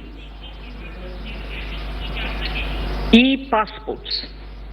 The issuance of e-passports using embedded chip and futuristic technology will be rolled out in 22-23 to enhance the convenience for the citizens in their overseas travel. By the time of India at 100, nearly half our population is likely to be living in urban areas. To prepare for this, orderly urban development is of critical importance. This will help realize the country's economic potential, including livelihood opportunities for the demographic dividend. For this, on the one hand, we need to nurture the megacities and their hinterlands to become current centers of economic growth. On the other, we need to facilitate Tier 2 and Tier 3 cities to take on the mantle in the future. This would require us to reimagine our cities into centers of sustainable living with opportunities for all, including women and our youth. For this to happen, urban planning cannot continue with a business as usual approach. We plan to steer a paradigm change. A high-level committee of reputed urban planners, urban economists, and institutions will be formed to make recommendations on urban sector policies, capacity building, planning, implementation, and governance. For urban capacity building, support will be provided to the states. Modernization of building bylaws, town planning schemes, transit-oriented development will be implemented. This will facilitate reforms for people to live and work closer to the mass transit systems. The central government's financial support for mass transit projects and Amrit scheme will be leveraged for formulation of action plans and their implementation for facilitating the TOD and TPS by the states. For developing India-specific knowledge in urban planning and design, and to deliver certified training in these areas, up to 5 existing academic institutions in different regions will be designated as centers of excellence. These centers will be provided endowment fund of 250 crore each. In addition, the AICTE will take the lead to improve syllabi, quality and access of urban planning courses in other institutions. We will promote a shift to use of public transport in urban areas. This will be complemented by clean tech and governance solutions, special mobility zones with zero fossil fuel policy and EV vehicles. Battery swapping policy. Considering the constraint of space in urban areas, for setting up charging stations at scale, a battery swapping policy will be brought out and interoperability standards will be formulated.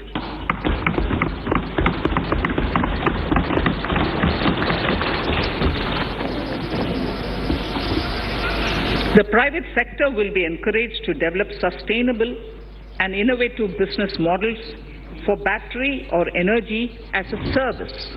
This will improve efficiency in the EV ecosystem.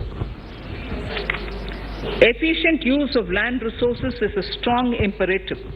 States will be encouraged to adopt unique land parcel identification number to facilitate IT-based management of records. The facility for transliteration of land records across any of the Schedule 8 languages will also be rolled out.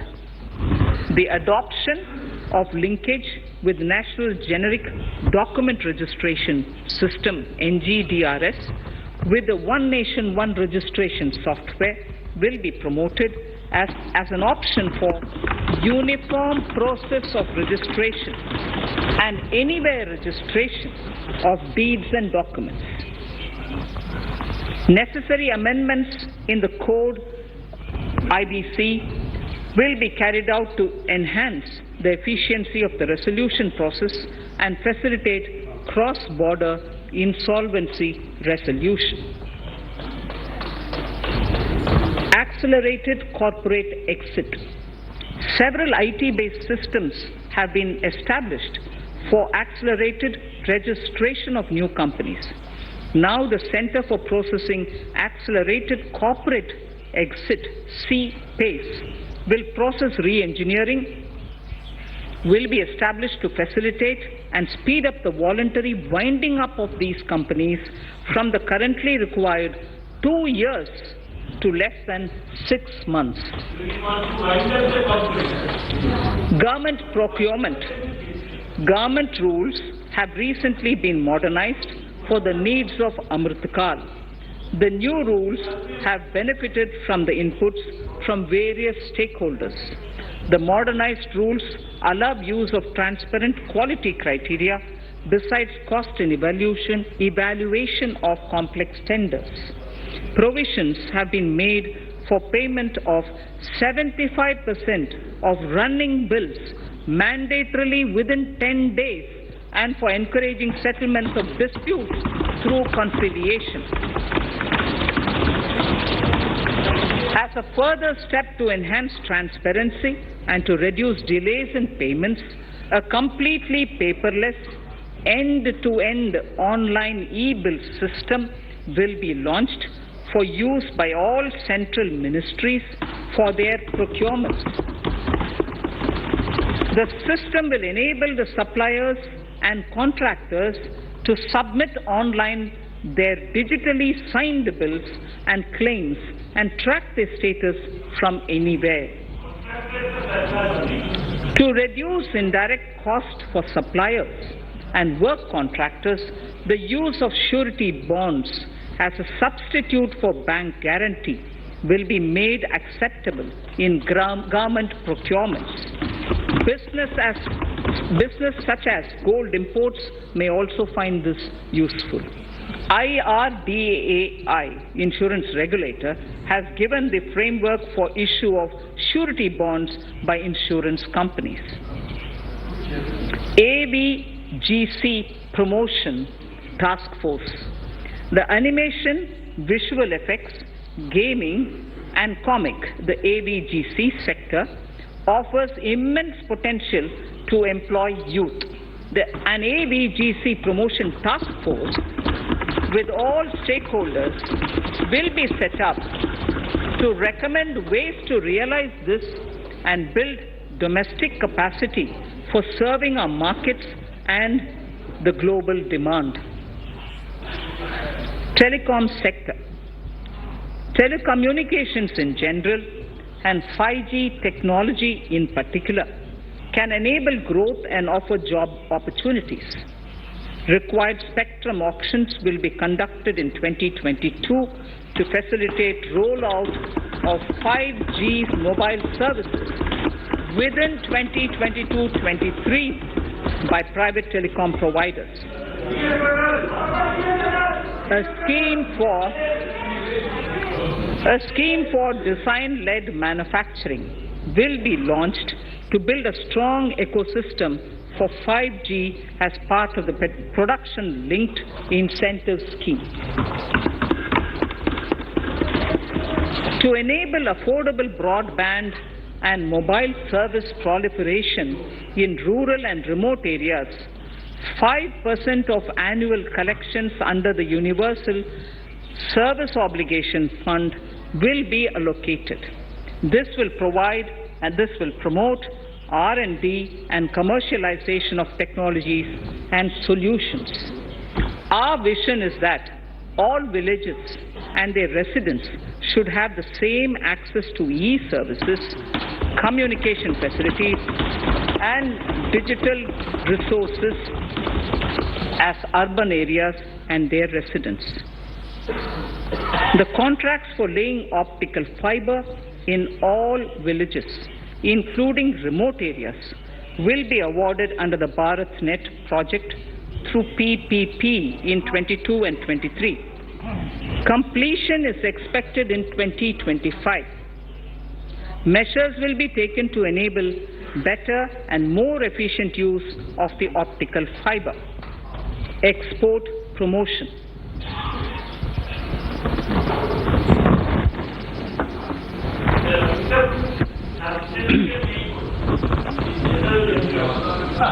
The Special Economic Zones Act will be replaced with a new legislation that will enable the states to become partners in development of enterprise and service hubs. This will cover all large existing and new industrial enclaves to optimally utilize available infrastructure and enhance competitiveness of exports. Atmanirbharta in defense. Our government is committed to reducing imports and promoting Atmanirbharta in equipment for the armed forces.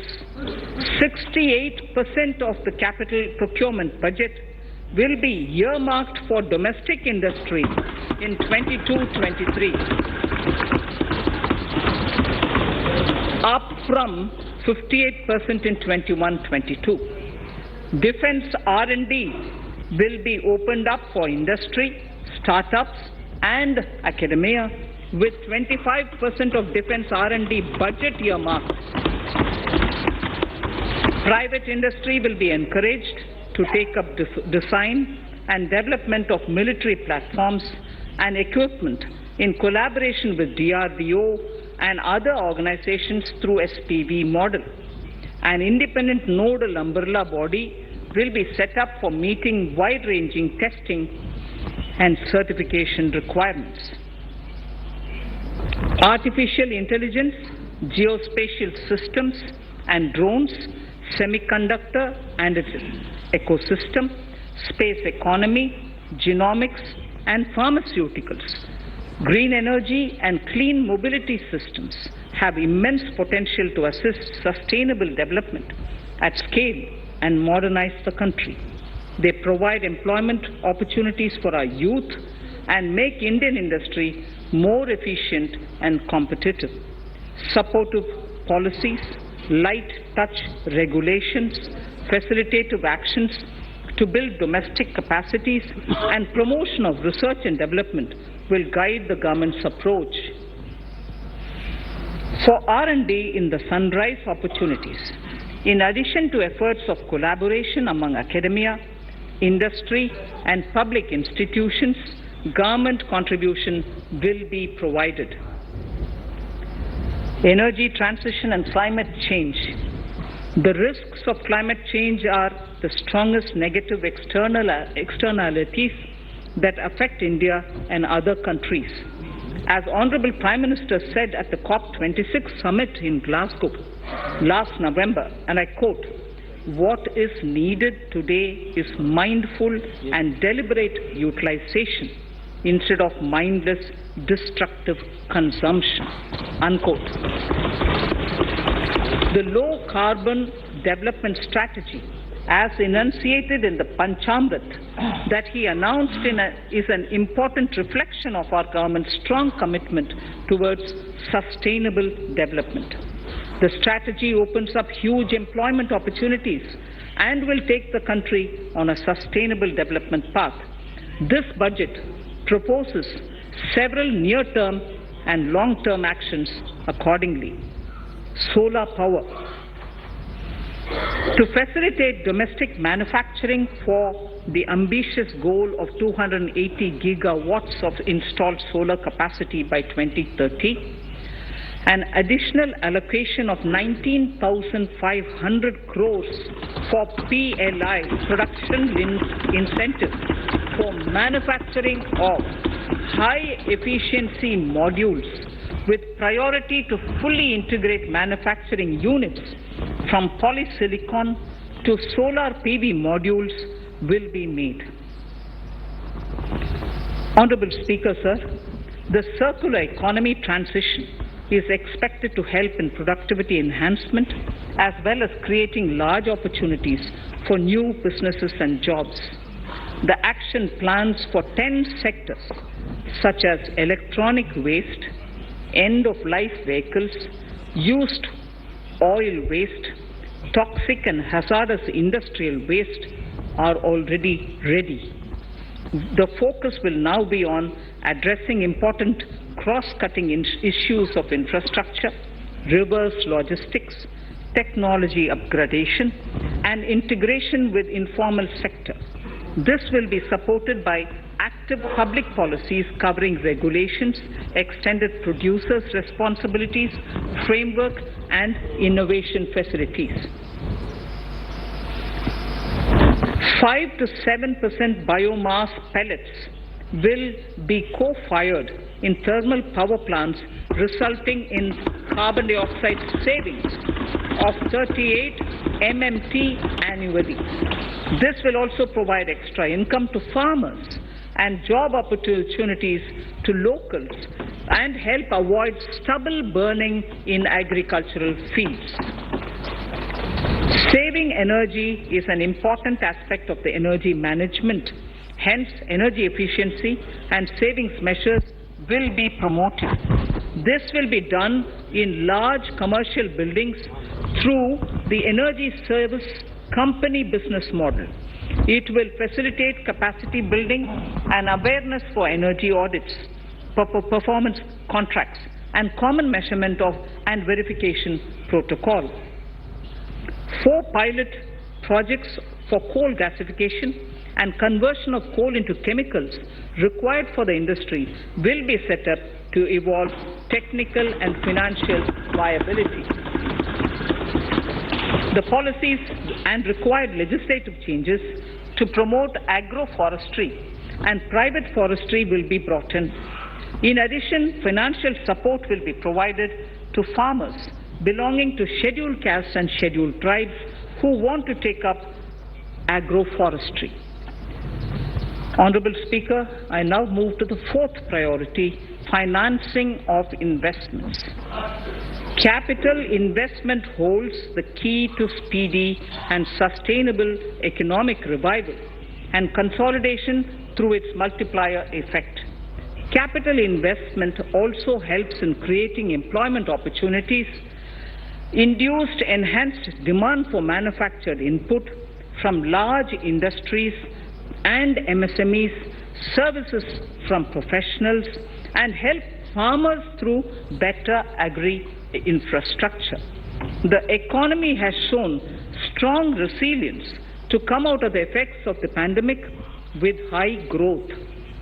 However, we need to sustain that level to make up for the setback of 2020-2021. As outlined in Para 5 earlier, the virtuous cycle of investment requires public investment to crowd in private investment. At this stage, private investments seem to require that support to rise to their potential and to the needs of the economy. Public investment must continue to take the lead and prime the private investment and demand in 2022-23. Considering the above imperative, the outlay for capital expenditure in the Union budget is once again being stepped up sharply by 35.4% from 5.54 lakh crore in the current year to 7.50 lakh crores in 22-23. This has increased to more than 2.2 times the expenditure of 2019-20. This outlay in 22-23 will be 2.9% of the GDP. effective capital expenditure. With this investment taken together with the provision made for creation of capital assets through grants and aid to states, the effective capital expenditure of the central government is estimated at 10.68 lakh crores in 22-23, which will be about 4.1% of the GDP. Green bonds. As a part of the government's overall market borrowings in 22-23, sovereign green bonds will be issued for mobilizing resources for green infrastructure. The proceeds will be deployed in public sector projects which help in reducing the carbon intensity of the economy. GIFT IFSC. World-class foreign universities and institutions will be allowed in the GIFT City to offer courses in the financial management, fintech, science, technology, engineering, and mathematics, free from domestic regulations, except those by the IFSCA, to facilitate availability of high-end human resources for financial services and technology. An international arbitration center will be set up in the GIFT City for timely settlement of disputes under international jurisprudence. Services for global capital for sustainable and climate finance in the country will be facilitated in the GIFT City. Infrastructure status. Data centers and energy storage systems, including dense charging infrastructure and grid-scale battery systems, will be included in the harmonized list of infrastructure. This will facilitate credit availability for digital infrastructure and clean energy storage. Venture capital and private equity invested more than 5.5 lakh crores last year, facilitating one of the largest startup growth system. Scaling up this investment requires a holistic examination of regulatory and other frictions. An expert committee will be set up to examine and suggest appropriate measures. Government-backed funds, NIIF and SIDBI, Fund of Funds, have provided scale capital, creating a multiplier effect. For encouraging important sunrise sectors such as climate action, deep tech, digital economy, pharma, and agri-tech, the government will promote these thematic funds for blended finance, with the government share being limited to 20% and the funds being managed by private fund managers. For financing the infrastructure needs, the stepping up of public investment will need to be complemented by private capital at a significant scale. Measures will be taken to enhance financial viability of projects, including PPP, with technical and knowledge assistance from multilateral agencies. Enhancing financial viability shall also be obtained by adopting global best practices, innovative ways of financing, and balanced risk allocation. Digital rupee.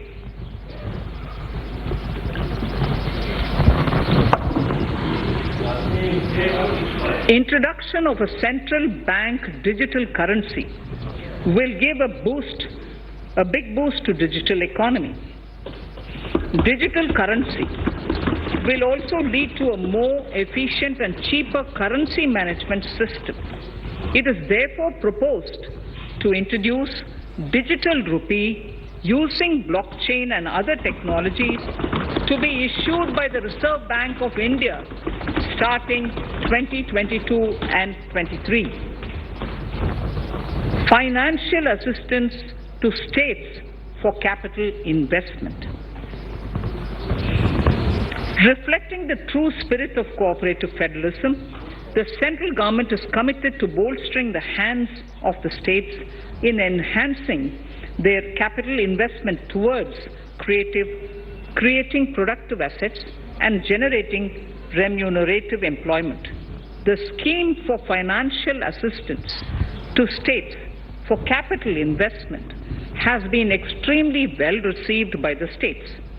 In deference to the requests received during my meeting with the chief ministers and state finance ministers, the outlay for this scheme is being enhanced from 10,000 crores in the budget estimates to 15,000 crores in the revised estimates for the current year.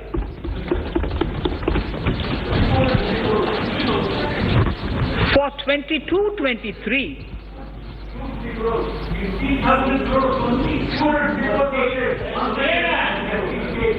I'll repeat that sentence for the benefit of many of our honorable members. In deference to the requests received during my meeting with chief ministers and state finance ministers, the outlay for this scheme is being enhanced from 10,000 crores in the BE to 15,000 crores, 15,000 crores in the RE of the current year. For 22-23, the allocation is 1 lakh crore to assist the states in catalyzing the overall investments in the economy. These 50-year interest-free loans are over and above the normal borrowings allowed to the states, are over and above the normal borrowings to the states. This allocation will be used for PM Gati Shakti related and other productive capital investments of the states.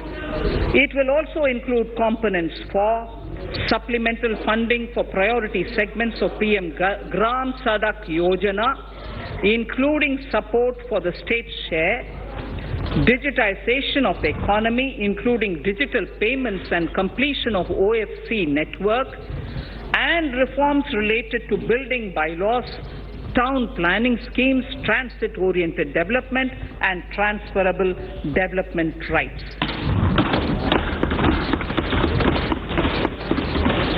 In 22-23, in accordance with the recommendations of the 15th Finance Commission, the states will be allowed a fiscal deficit of 4% of the GSDP, of which 0.5% will be tied to power sector reforms, for which the conditions have already been communicated in 21-22. Fiscal management. As against a total expenditure of 34.83 lakh crores of rupees projected in the BE 21-22, the revised estimate is 37.70 lakh crores. The revised estimate of capital expenditure is 6.3 lakh crores of rupees.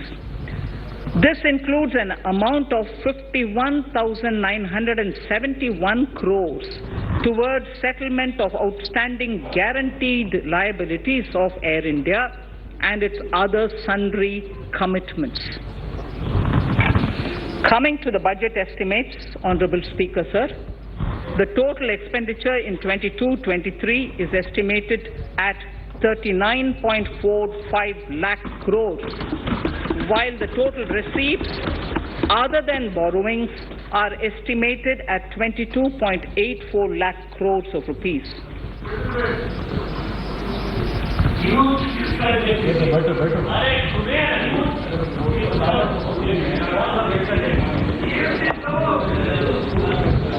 The revised fiscal deficit, Honorable Speaker, in the current year is estimated at 6.9% of the GDP, as against 6.8% projected in the budget estimates. The fiscal deficit is in 22-23 is estimated at 6.4% of the GDP, which is consistent with the broad path of the fiscal consolidation announced by me last year to reach a fiscal deficit level below 4.5% by 25-26. While setting the fiscal deficit level in 22-23, I am conscious of the need to nurture growth through public investment to become stronger and sustainable. I will now move to part B of my speech.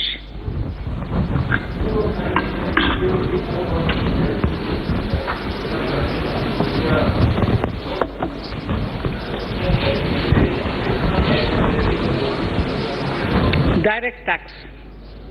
Honorable Speaker, sir, I take this opportunity to thank all the taxpayers of our country who have contributed immensely and strengthened the hands of the government in helping their fellow citizens in this hour of need. So I have brought in a little verse from the Mahabharata. I won't spend more time reading because I would like the speech to get enough time. However, the substance of it is the king must make arrangements for yoga kshema, which is the welfare of the populace, by way of abandoning any laxity and by governing the state in line with dharma, along with collecting taxes which are in consonance with dharma. This is Mahabharata Shanti Parva Adhyaya, Shloka 11 from 72. Drawing wisdom from our ancient texts, we continue on the path to progress.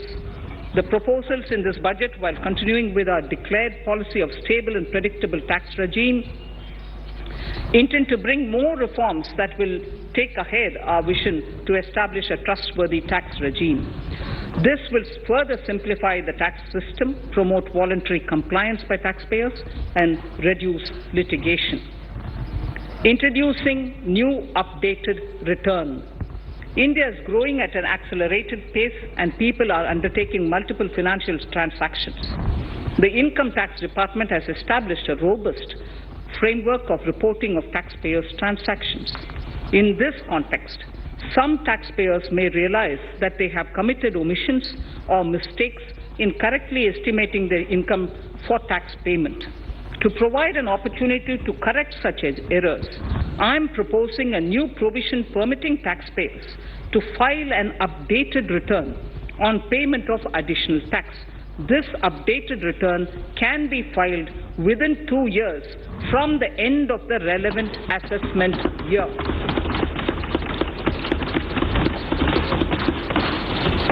Honorable Speaker, sir, presently, if the department finds out that some income has been missed out by an assessee, it goes through a lengthy process of adjudication. Instead, with this proposal now, there will be a trust repost in the taxpayers that will enable the assessee herself to declare the income that she may have missed out earlier while filing her return. Full details of the proposal are given in the finance bill. It is an affirmative step in the direction of voluntary compliance.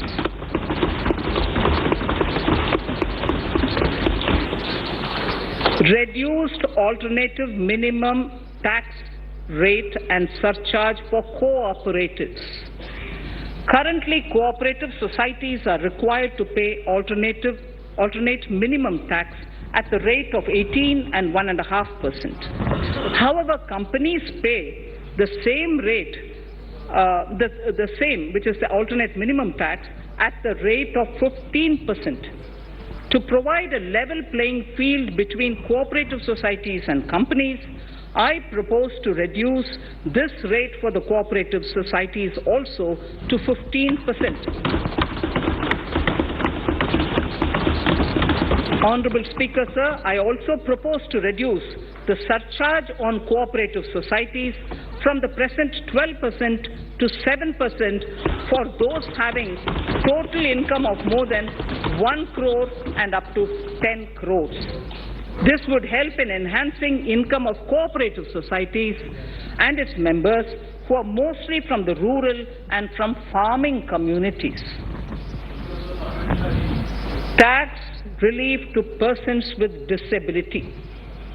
The parent or guardian of a differently abled person can take an insurance scheme for such person. The present law provides for deduction to the parent or guardian only if the lump sum payment or annuity is available to the differently abled person on the death of the subscriber, that is the parent or the guardian. There could be situations where the differently abled dependent may need payment of annuity or lump sum amount even during the lifetime of their parent or guardian. I propose thus to allow the payment of annuity and lump sum amount to the differently abled dependent during the lifetime of the parent and guardians, that is parent or guardians, attaining the age of 60 years. Parity between employees of the state and central governments. At present, the central government contributes 14% of the salary of its employee to the National Pension System, NPS, Tier 1. This is allowed as a deduction in computing the income of the employee. However, such deduction is allowed only to the extent of 10% of the salary in case of employees of the state governments. To provide equal treatment to both central and state government employees, I propose to increase the tax deduction limit from 10% to 14% on employers' contribution to the MPS account of state government employees as well. This would help in enhancing the social security benefits of the state government employees and bring them at par with central government employees. Incentives for startups. Startups have emerged as drivers of growth for our economy. Over the past few years, the country has seen a manifold increase in successful startups. Eligible startups established before 31/3/2022 had been provided a tax incentive for 3 consecutive years out of the 10 years from incorporation. In view of the COVID pandemic, I propose to extend the period of incorporation of the eligible startup by 1 more year, that is up to 31/3/2023, for providing such tax incentives.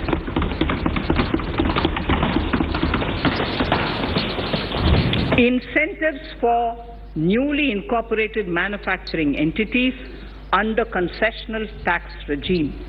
In an effort to establish a global competitive business environment for certain domestic companies, a concessional tax regime of 15% was introduced by our government for newly incorporated domestic manufacturing companies. I propose to extend the last date for commencement of manufacturing or production under Section 115B(ab) by 1 more year, that is from 31st March 2023 to 31st March 2024.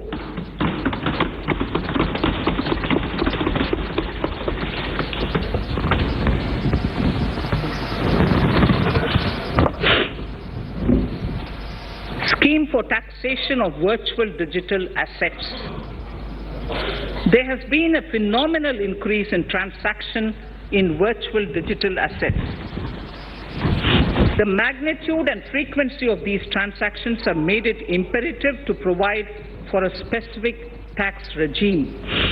Accordingly, for the taxation of virtual digital assets, I propose to provide that any income from transfer of any virtual digital asset shall be taxed at the rate of 30%, 30%.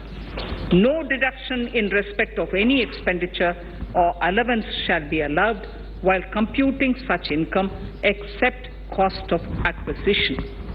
Further, loss from transfer of virtual digital asset cannot be set off against any other income. Further, in order to capture the transaction details, I also propose to provide for TDS on payment made in relation to transfer of virtual digital asset at the rate of 1% of such consideration above a monetary threshold. Gift of virtual digital asset is also proposed to be taxed in the hands of the recipient.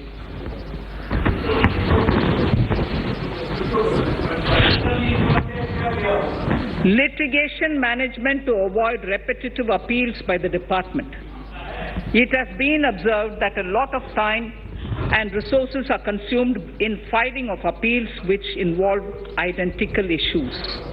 Taking forward our policy of sound litigation management, I propose to provide that if a question of law in the case of an assessee is identical to a question of law which is pending in the appeal before a jurisdictional high court or Supreme Court, in any case, the filing of further appeal in the case of this assessee by the department shall be deferred till such a question of law is decided by the jurisdictional high court or the Supreme Court. This will greatly help in reducing the repeated litigation between taxpayer and the department. Taking forward our efforts to further promote the IFSC, I hereby propose to provide that income of a non-resident from offshore derivative instruments or over-the-counter derivatives issued by an offshore banking unit, income from royalty and interest on account of lease of ship, and income received from portfolio management services in IFSC shall be exempt from tax subject to specified conditions. Rationalization of surcharge. In the globalized business world, there are several work contracts whose terms and conditions mandatorily require formation of a consortium. The members in the consortium are generally companies. In such cases, the income of these AOPs has to suffer a graded surcharge up to 37%, which is a lot more than surcharge on the individual companies. Accordingly, I propose to cap the surcharge of these AOPs at 15%. Further, the long-term capital gains on listed equity shares, units, etc., are liable to maximum surcharge of 15%, while other long-term capital gains are subjected to a graded surcharge which goes up to 37%. I propose to cap the surcharge on long-term capital gains arising on transfer of any type of assets at 15%. This step will give a boost to startup community, and along with my proposal on the extended tax benefits to manufacturing companies and startups, reaffirms our commitment to Atmanirbhar Bharat. Clarification in relation to health and education cess as business expenditure. The income tax is not an allowable expenditure for computation of business income. This includes tax as well as surcharges. The health and education cess is imposed as an additional surcharge on the taxpayer for funding specific government welfare programs. However, some courts have allowed health and education cess as business expenditure, which is against the legislative intent. To reiterate the legislative intent, I propose to clarify that any surcharge or cess on income and profits is not allowable as business expenditure.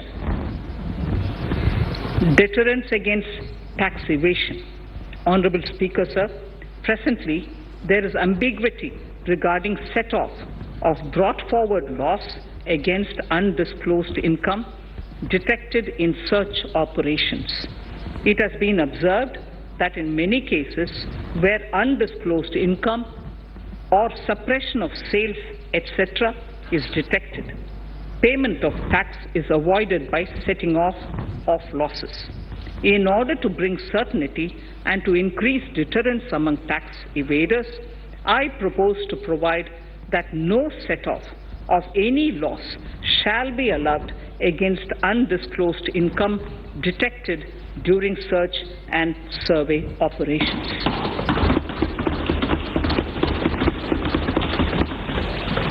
It has been noticed that as a business promotion strategy, there is a tendency on businesses to pass on benefits to their agents. Such benefits are taxable in the hands of the agents. In order to track such transactions, I propose to provide for tax deduction by the person giving benefits if the aggregate value of such benefits exceeds 20,000 rupees during the financial year. A few other changes are being made, the details of which are there in the finance bill. Indirect taxes. So remarkable progress in GST. GST has been a landmark reform of independent India, showcasing the spirit of cooperative federalism. While aspirations were high, there were huge challenges too. These challenges were overcome deftly and painstakingly under the guidance and the oversight of the GST Council. We can now take pride in a fully IT-driven and progressive GST regime that has fulfilled the cherished dream of India as one market, one tax. There are still some challenges remaining, and we aspire to meet them in the coming year. The right balance between facilitation and enforcement has engendered significantly better compliance, and enforcement has engendered better compliance. GST revenues are buoyant despite the pandemic.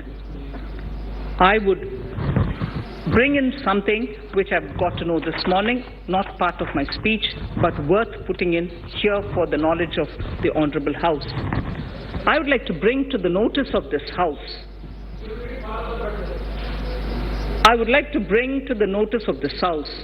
that the gross GST collections for the month of January 22 are rupees 1,40,986 crores, which is the highest since the inception of GST. This has been possible due to rapid economic growth, recovery, post-COVID,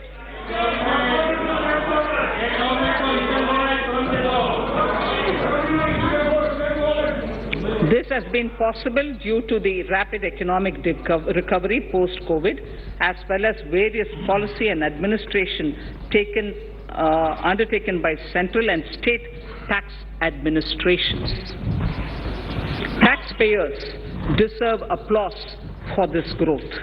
Not only did they adapt to the changes, but enthusiastically contributed to the cost of paying taxes. Special economic zones.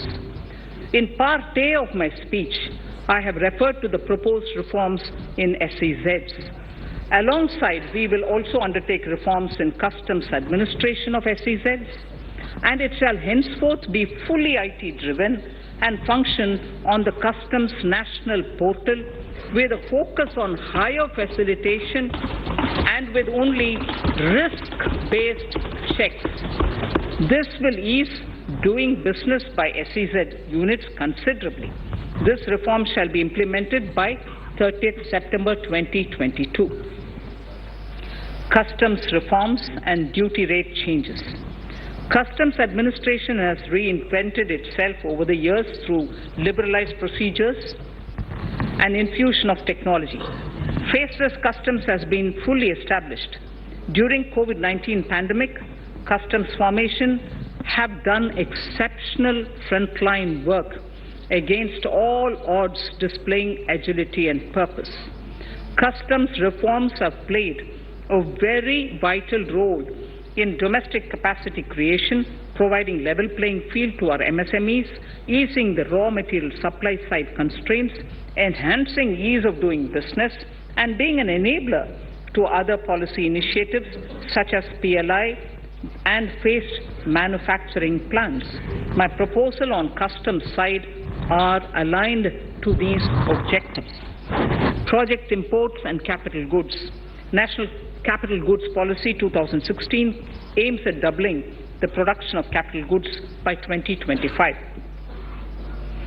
This would create an employment opportunities and result in increased economic activity. However, several duty exemptions, even extending to over 3 decades, in some cases have been granted to capital goods for various sectors like power, fertilizer, textiles, leather footwear, food processing, and fertilizers. These exemptions have hindered the growth of the domestic capital goods sector. Similarly, project import duty concessions have also deprived the local producers of a level playing field in areas like coal mining projects, power generation, transmission or distribution projects, railway and metro projects. Our experience suggests that reasonable tariffs are conducive to the growth of domestic industry and make in India without significantly impacting the cost of essential imports. Accordingly, Honourable Speaker, sir, it is proposed to phase out the concessional rates in capital goods and project imports gradually and apply a moderate tariff of 7.5%. Certain exemptions for advanced machineries that are not manufactured within the country shall continue.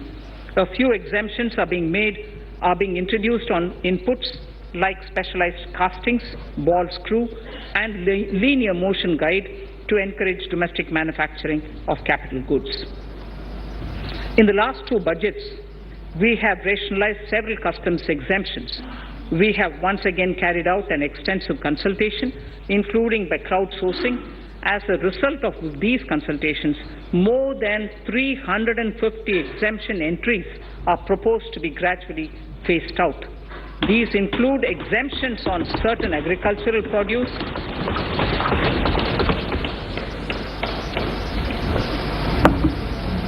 chemicals, fabrics, medical devices and drugs, and medicines for which sufficient domestic capacity exists.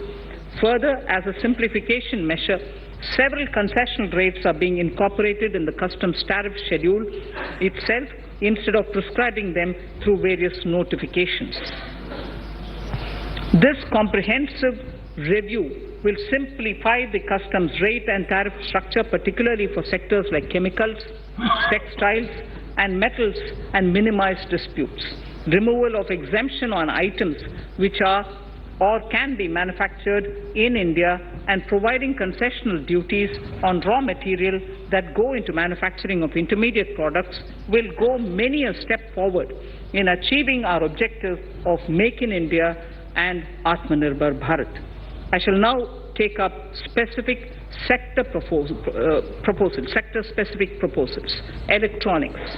Electronic manufacturing has been growing rapidly. Customs duty rates are being calibrated to provide a graded rate structure to facilitate domestic manufacturing of wearable devices, hearable devices, and electronic smart meters. Duty concessions are being given to parts of transformer of mobile phone chargers and camera lens of mobile camera module and certain other such items. This will enable domestic manufacturing of high-growth electronic items. Gems and jewelry. To give a boost to the gems and jewelry sector, customs duty on cut and polished diamonds and gemstones is being reduced to 5%. Simply sawn diamond would attract nil customs duty. To facilitate export of jewelry through e-commerce, a simplified regulatory framework shall be implemented by June this year. To disincentivize import of undervalued imitation jewelry, the customs duty on imitation jewelry is being prescribed in a manner that a duty of at least 400 rupees per kg is paid on its import. Chemicals. Customs duty on certain critical chemicals, namely methanol, acetic acid, and heavy feedstocks for petroleum refining are being reduced, while duty is being raised on sodium cyanide, for which adequate capacity in the domestic arena exists. These changes will help in enhancing domestic value addition. MSMEs. Duty on umbrellas is being raised to 20%. Exemption to parts of umbrellas is being withdrawn. Exemption is also being rationalized on implements and tools for agricultural sector which are manufactured in India. Customs duty exemption given to steel scrap last year is being extended for another year to provide relief to MSME secondary steel producers. certain anti-dumping and CVD on stainless steel and coated steel flat products, bars of alloy steel and high-speed steel are being revoked in larger public interest considering prevailing high prices of metals. To incentivize exports, exemptions are being provided on items such as embellishment, trimmings, fasteners, buttons, zipper, lining material, specified leather, furniture fittings, and packaging boxes that may be needed by bona fide exporters of handicrafts, textiles, leather garments, leather footwear, and other goods. Honorable Speaker, sir, duty is being reduced on certain inputs required for shrimp aquaculture so as to promote its exports. Tariff measure to encourage blending of fuel.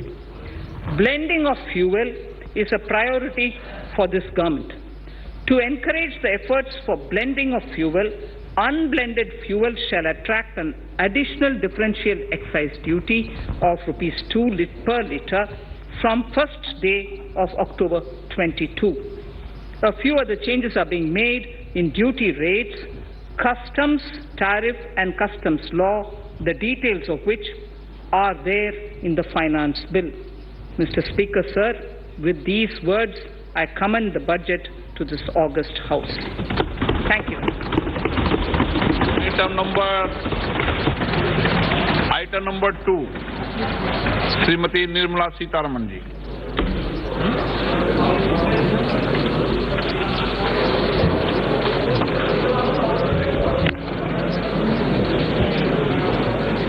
Sir, with your permission, I rise to lay on the table the following statements under Section 3(1) of the Fiscal Responsibility and Budget Management FRBM Act 2003.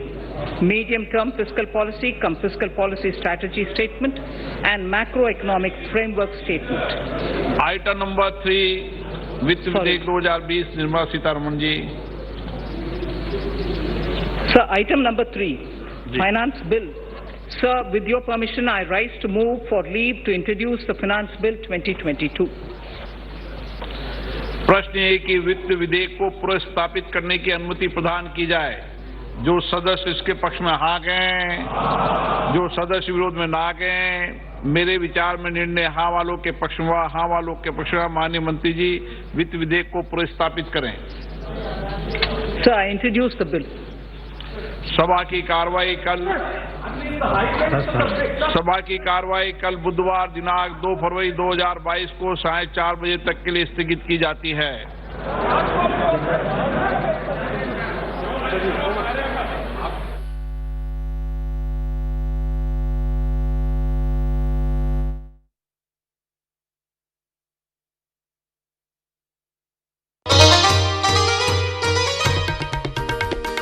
Union Budget with All India Radio News. What makes the headlines? What matters the most? For the people, markets, sectors, industry and the nation. Join All India Radio News for a special live day-long program on the Union Budget for an in-depth analysis by experts, special budget bulletins, people's reaction on the budget and exclusive interviews. Stay tuned to the FM Gold channel 100.1 MHz of All India Radio and other frequencies. Also available on our app News on AIR and our YouTube channel News on AIR Official.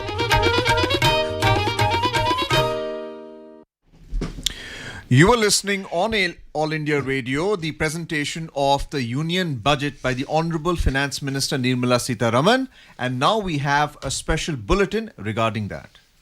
ये आकाशवाणी है। अब आप कनकलता से विशेष budget bulletin सुनिए। वित्त मंत्री निर्मला सीतारामन ने आज वर्ष 2022-23 का बजट लोकसभा में पेश किया। बजट की मुख्य बातें इस प्रकार हैं। भारत की अर्थव्यवस्था की विकास दर 9.2% रहने का अनुमान है, जो सभी बड़ी अर्थव्यवस्थाओं में सबसे अधिक है। जीडीपी के ताज़ा अनुमान और प्रमुख आर्थिक गतिविधियों से संकेत मिलता है कि भारत की अर्थव्यवस्था तेजी से पटरी पर आ रही है। बजट 2022 अमृतकाल का ब्लूप्रिंट है जो युवाओं, महिलाओं, किसानों, अनुसूचित जातियों और अनुसूचित जनजातियों के लिए आशाजनक और समावेशी है। केंद्रीय बजट में पूंजीगत व्यय में 35.4% की बढ़ोतरी का प्रस्ताव। आपातकालीन ऋण सुविधा गारंटी स्कीम मार्च 2023 तक बढ़ाई जाएगी और इसके गारंटी दायरे को 50,000 करोड़ रुपए से बढ़ाकर 5 लाख करोड़ रुपए कर दिया गया है। Credit guarantee trust for micro and small enterprises scheme के तहत सूक्ष्म और लघु उद्योगों को 2 लाख करोड़ रुपए का अतिरिक्त ऋण मिल सकेगा और रोजगार के अवसर बढ़ेंगे। आत्मनिर्भर भारत का लक्ष्य हासिल करने के लिए 14 क्षेत्रों में उत्पादकता से संबद्ध प्रोत्साहन कार्यक्रम को बढ़ावा मिला है।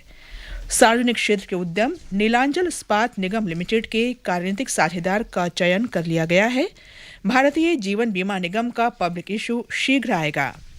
2021-22 के रबी और खरीफ मौसम में 163 लाख किसानों से गेहूं और धान की खरीद सुनिश्चित की गई। न्यूनतम समर्थन मूल्य के लिए 2,37,000 करोड़ रुपए किसानों के खाते में सीधे अंतरित किए जाएंगे। फसल मूल्यांकन, भूमि रिकॉर्ड के डिजिटीकरण, कीटनाशक और पोषक तत्वों के लिए किसान ड्रोन इस्तेमाल किए जाएंगे।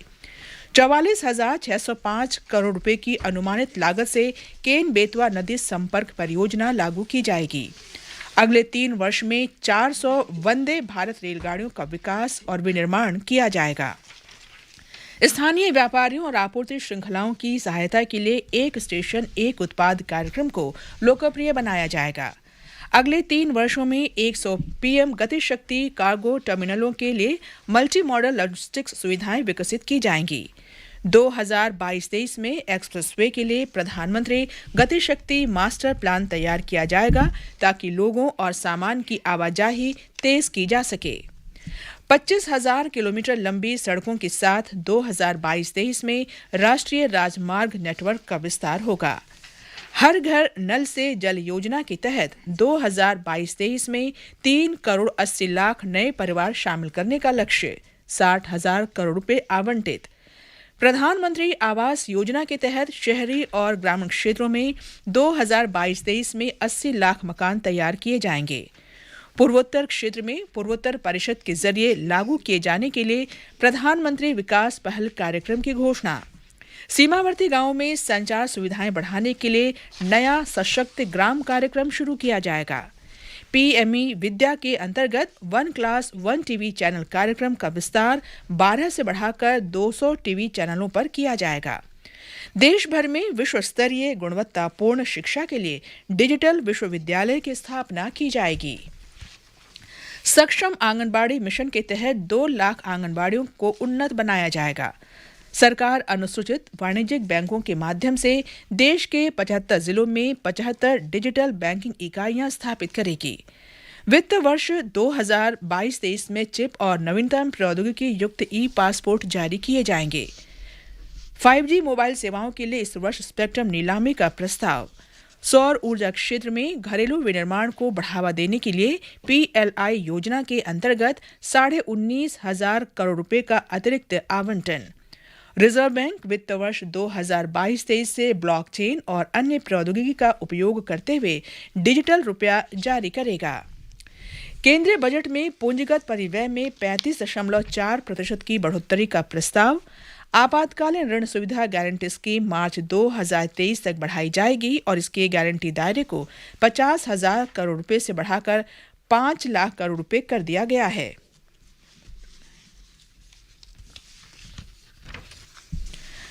मौजूदा वित्त वर्ष में संशोधित वित्तीय घाटा अनुमान 6.9%। अतिरिक्त कर भुगतान का अद्यतन रिटर्न दाखिल करने के लिए नए प्रावधानों का प्रस्ताव। सहकारी संस्थाओं के लिए वैकल्पिक न्यूनतम कर 18.5% से घटाकर 15% किया गया। स्टार्टअप उद्यमों के लिए कर प्रोत्साहन की अंतिम तिथि 31 मार्च 2023 से 1 वर्ष के लिए बढ़ाई गई। वित्त मंत्री निर्मला सीतारामन ने आज लोकसभा में वर्ष 2022-23 का बजट पेश किया। बजट भाषण के आरंभ में उन्होंने कोविड महामारी के दौरान प्रतिकूल स्वास्थ्य और आर्थिक असर झेलने वाले लोगों के प्रति संवेदना व्यक्त की। वित्त मंत्री ने कहा कि अर्थव्यवस्था का तेजी से सुदृढ़ होना और पटरी पर आना हमारे देश की मजबूत आघात सहन क्षमता को दर्शाता है। उन्होंने विश्वास व्यक्त किया कि अर्थव्यवस्था की विकास दर 9.2% रहने का अनुमान है, जो सभी बड़ी अर्थव्यवस्थाओं में सबसे अधिक है। श्रीमती सीतारामन ने कहा कि देश आजादी का अमृत महोत्सव मना रहा है और 25 वर्ष की लंबी यात्रा के बाद हम इंडिया एट 100 पर पहुंचेंगे। उन्होंने कहा कि प्रधानमंत्री ने भारत की आजादी के 100 वर्ष पूरे होने के लक्ष्य निर्धारित किए हैं। इनमें सूक्ष्म आर्थिक स्तर समग्र कल्याण पर जोर देते हुए आर्थिक विकास में सहायता करना, डिजिटल अर्थव्यवस्था और फिटनेस, प्रौद्योगिकी समर्थित विकास, ऊर्जा परिवर्तन और जलवायु कार्य योजना को बढ़ावा देना शामिल है। बजट में भारत एट 75 से भारत एट 100 तक के अमृतकाल में अर्थव्यवस्था को दिशा देने के लिए बुनियादी ढांचा तैयार करने और उसकी रूपरेखा प्रस्तुत करने का प्रस्ताव किया गया है।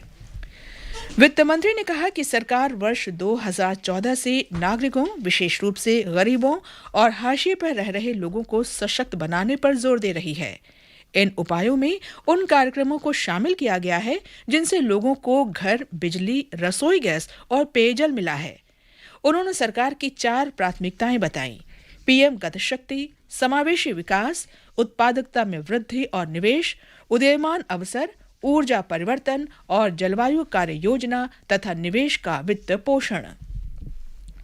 राष्ट्रीय अवसंरचना पाइपलाइन में 7 इंजनों, सड़क, रेलवे, हवाई अड्डे, बंदरगाह, सार्वजनिक परिवहन, जलमार्ग और लॉजिस्टिक्स अवसंरचना से संबंधित परियोजनाएं पीएम गतिशक्ति फ्रेमवर्क के साथ जोड़ी जाएंगी। वर्ष 2022-23 में राष्ट्रीय राजमार्ग नेटवर्क में 25,000 किलोमीटर सड़क जोड़ी जाएगी। श्रीमती सीतारामन ने कहा कि बजट में 4 स्थानों पर मल्टी मॉडल लॉजिस्टिक्स पार्क आरंभ करने के लिए निविदाएं जारी करने का प्रस्ताव है। रेलवे पार्सलों की बाधा रहित आवाजाही की सुविधा उपलब्ध कराने के लिए डाक और रेलवे को जोड़ने में अग्रिम भूमिका निभाने के साथ साथ रेलवे छोटे किसानों और सूक्ष्म तथा मध्यम उद्यमों के लिए नए उत्पाद और कार्यकुशल सेवाएं विकसित करेगा। आत्मनिर्भर भारत के अंतर्गत अगले वित्त वर्ष में 2000 किलोमीटर के नेटवर्क को कवच के तहत लाया जाएगा। उन्होंने कहा कि अगले 3 वर्ष में 400 वंदे भारत रेलगाड़ियों का विकास और विनिर्माण किया जाएगा। दुर्गम पहाड़ी क्षेत्रों में परंपरागत सड़कों के ऐसे विकल्पों को वरीयता दी जाएगी जो पर्यावरण की दृष्टि से टिकाऊ हों। 60 किलोमीटर लंबी 8 रोपवे परियोजनाओं के लिए ठेके दिए जाएंगे। बजट में खेती के विकास और किसानों के कल्याण के लिए कई कार्यक्रमों की घोषणा की गई है। 44,605 करोड़ रुपए की अनुमानित लागत से केन बेतवा नदी संपर्क परियोजना लागू की जाएगी। वित्त मंत्री ने कहा कि उद्यम, ई श्रम, एनसीएस और असीम पोर्टल्स को आपस में जोड़ा जाएगा और इनका दायरा भी बढ़ाया जाएगा। आपातकालीन ऋण सुविधा गारंटी स्कीम के तहत 130 लाख से अधिक एमएसएमई को अत्यंत जरूरी और अतिरिक्त ऋण प्रदान किया गया है। वित्त मंत्री ने कहा कि अपेक्षित धन लगाकर credit guarantee trust for micro and small enterprises scheme को बहाल किया जाएगा। श्रीमती सीतारामन ने बताया कि हर घर नल से जल के अंतर्गत फिलहाल 8 करोड़ 70 लाख परिवारों को कवर किया गया है। अगले वित्त वर्ष में 60,000 करोड़ रुपए के परिव्यय से इस कार्यक्रम का लाभ 3 करोड़ 80 लाख परिवारों को उपलब्ध कराया जाएगा। उन्होंने कहा कि ग्रामीण और शहरी दोनों क्षेत्रों में प्रधानमंत्री आवास योजना के लाभार्थियों के लिए 80 लाख मकान बनाए जाएंगे। पूर्वोत्तर क्षेत्र के लिए एक नए कार्यक्रम प्रधानमंत्री पूर्वोत्तर क्षेत्र विकास पहल की घोषणा की गई है। इसे पूर्वोत्तर परिषद के माध्यम से चलाया जाएगा। इसके लिए 1,500 करोड़ रुपए का प्रारंभिक आवंटन किया जा रहा है। महत्वाकांक्षी जिला कार्यक्रम के अंतर्गत 112 जिलों में से 95% में स्वास्थ्य, पोषण, वित्तीय स्थिति और आधारभूत अवसंरचना जैसे क्षेत्रों में काफी प्रगति हुई है। सीमावर्ती क्षेत्रों के गांवों के विकास के लिए नया सशक्त ग्राम कार्यक्रम शुरू किया जाएगा। वित्त मंत्री ने कहा कि महामारी की वजह से बच्चों, विशेष रूप से ग्रामीण क्षेत्रों में अनुसूचित जातियों और अनुसूचित जनजातियों तथा अन्य पिछड़ा वर्ग के बच्चों की 2 वर्ष की औपचारिक शिक्षा प्रभावित हुई है। उनके अनुपूरक शिक्षण के लिए पीएम ई विद्या के 1 क्लास 1 टीवी चैनल कार्यक्रम को 12 टीवी चैनलों से बढ़ाकर 200 टीवी चैनलों तक पहुंचाया जाएगा। इससे सभी राज्य 1 से 12 तक की कक्षा के विद्यार्थियों के लिए क्षेत्रीय भाषाओं में अनुपूरक शिक्षा प्रदान कर सकेंगे। महिला आधारित विकास को देखते हुए सरकार का महिला और बाल विकास मंत्रालय की कुछ योजनाओं को नया रूप देने का प्रस्ताव है। इसके अंतर्गत मिशन शक्ति, मिशन वात्सल्य, सक्षम आंगनवाड़ी और पोषण जैसे कार्यक्रमों का दूसरा चरण शुरू किया जाएगा। इस योजना के अंतर्गत 2 लाख आंगनवाड़ियों को सक्षम आंगनवाड़ी के रूप में समुन्नत किया जाएगा। वित्त मंत्री ने कहा कि हाल के वर्षों में देश में डिजिटल बैंकिंग, डिजिटल भुगतान और फिनटेक जैसे कार्यों में तेजी से वृद्धि हुई है।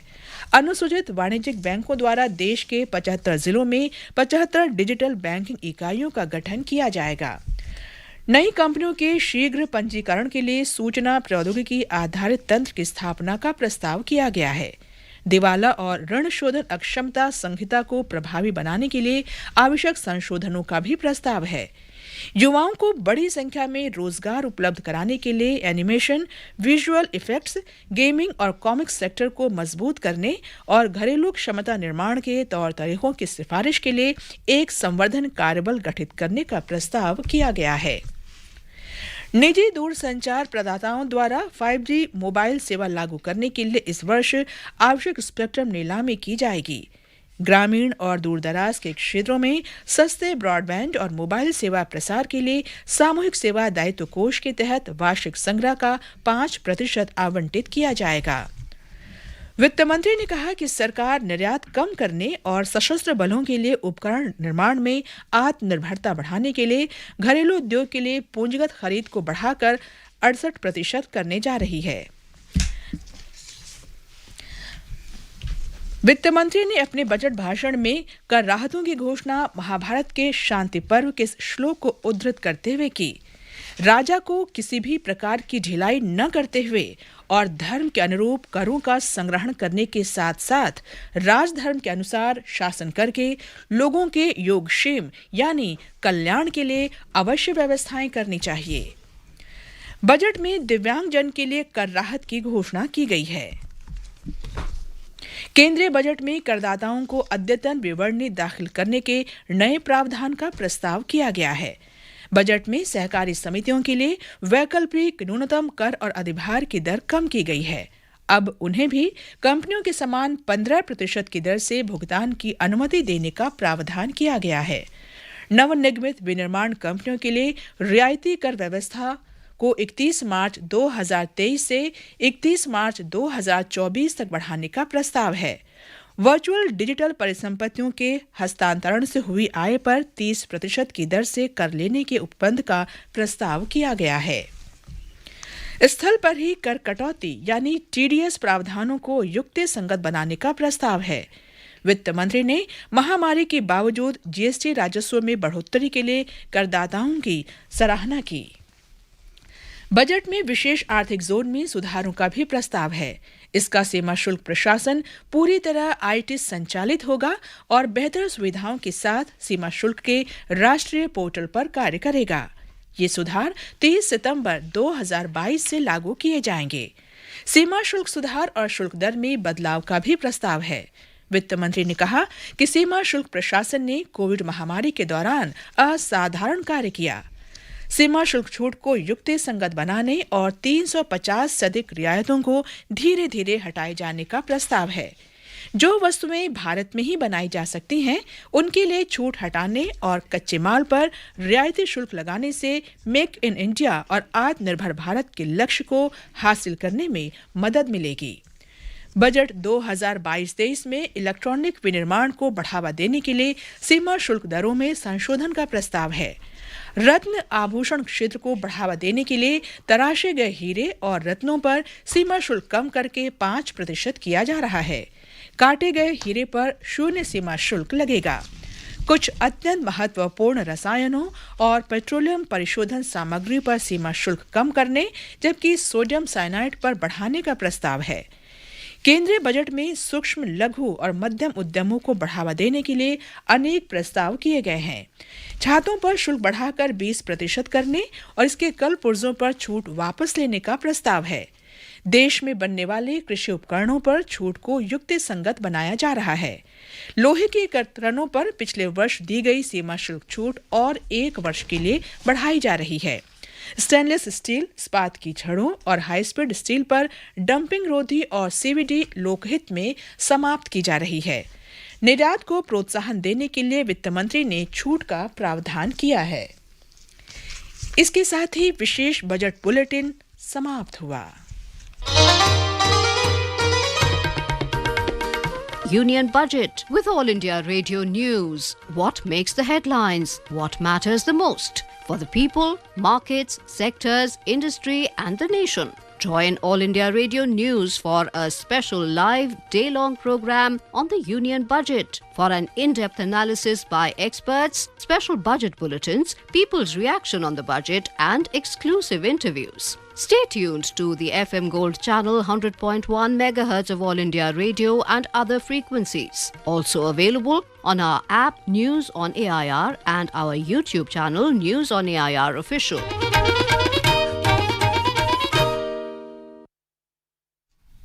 This is All India Radio. Special budget bulletin read by Anuja Kumar and Abhishek Mukhopadhyay. The highlights. Finance Minister Nirmala Sitharaman presents Union Budget for 2022-23 in Parliament today. India's economic growth estimated at 9.2%, the highest among all large economies. Latest GDP estimates and key indicators confirm strengthened momentum of India's economic recovery. Outlay for capital expenditure in Union Budget hiked by 35.4%.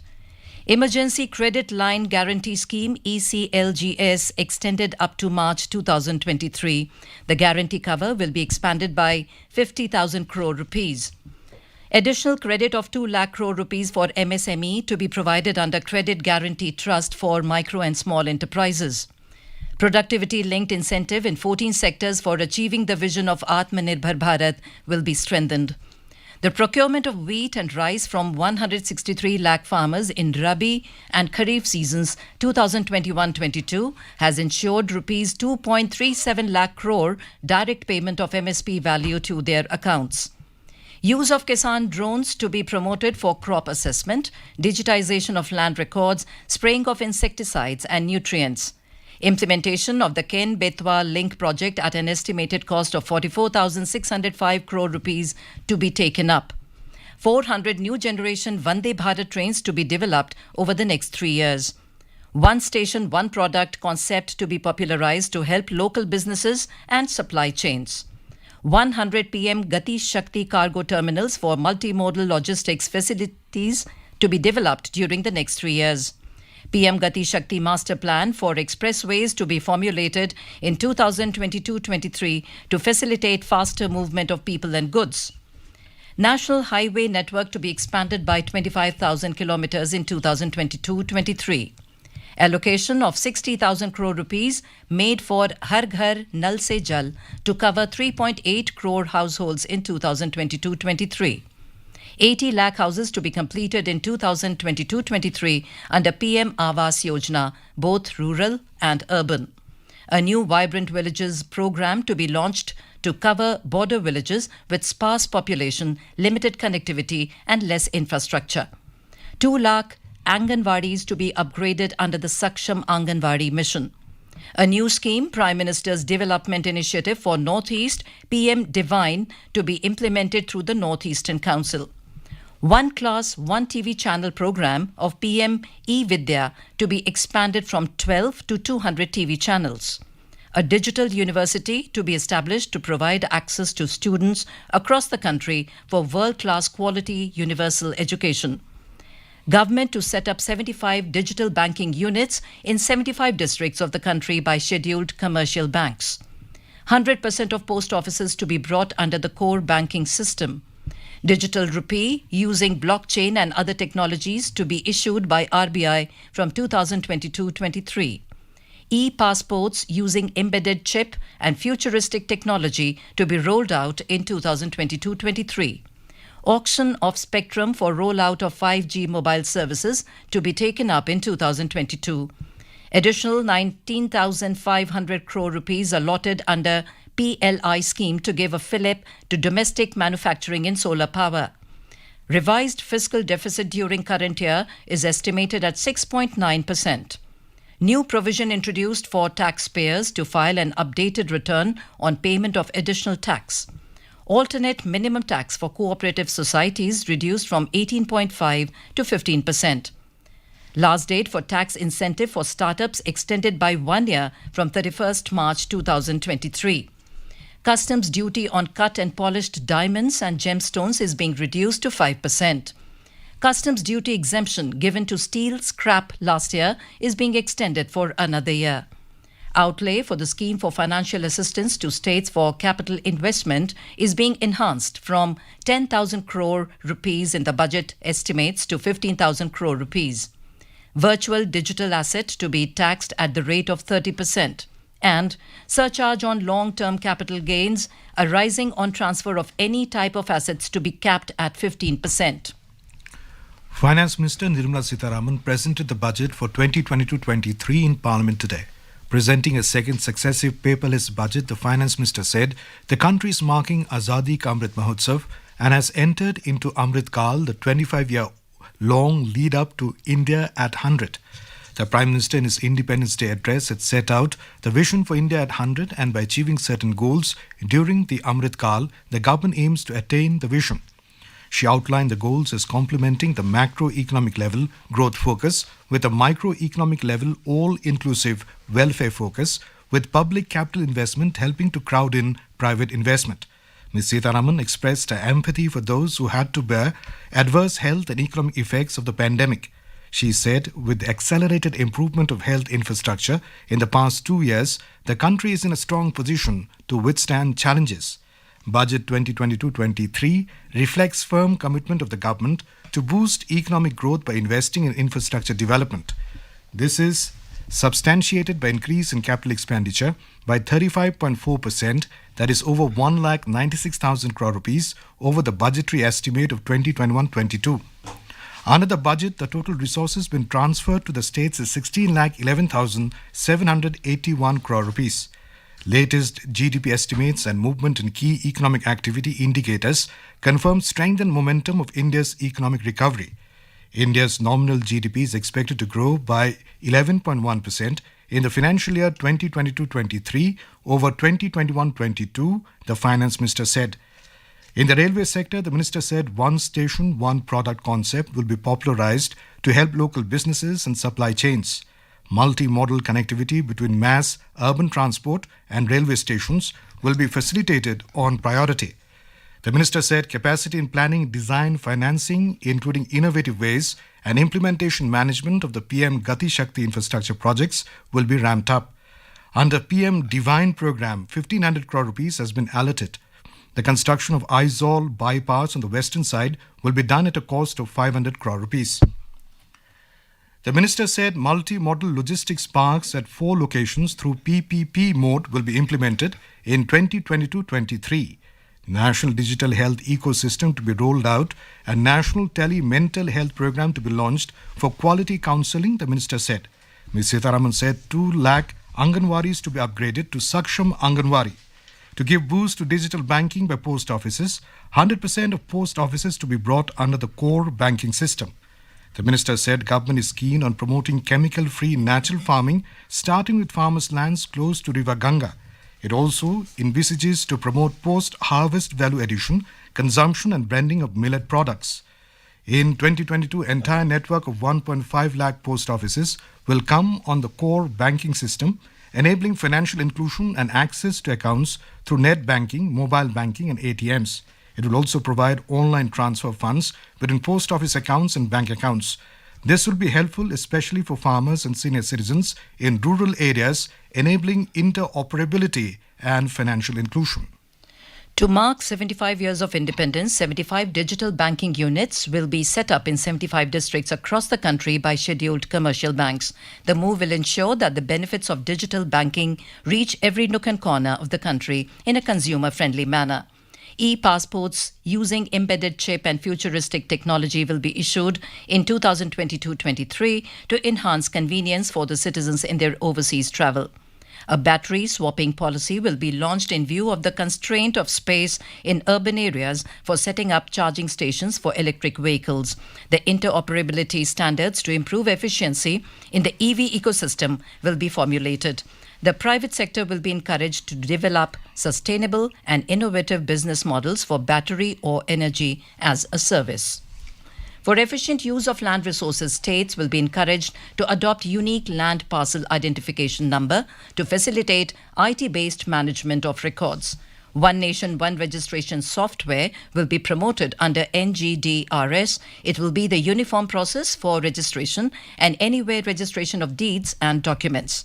Ms. Sitaraman said government will set up a task force to recommend ways to realize the immense potential in animation, visual effects, gaming and comic AVGC sector. The auction of required spectrum for rollout of 5G mobile services will start in 2022. Private telecom operators will be facilitated to roll out the 5G mobile services within 2022.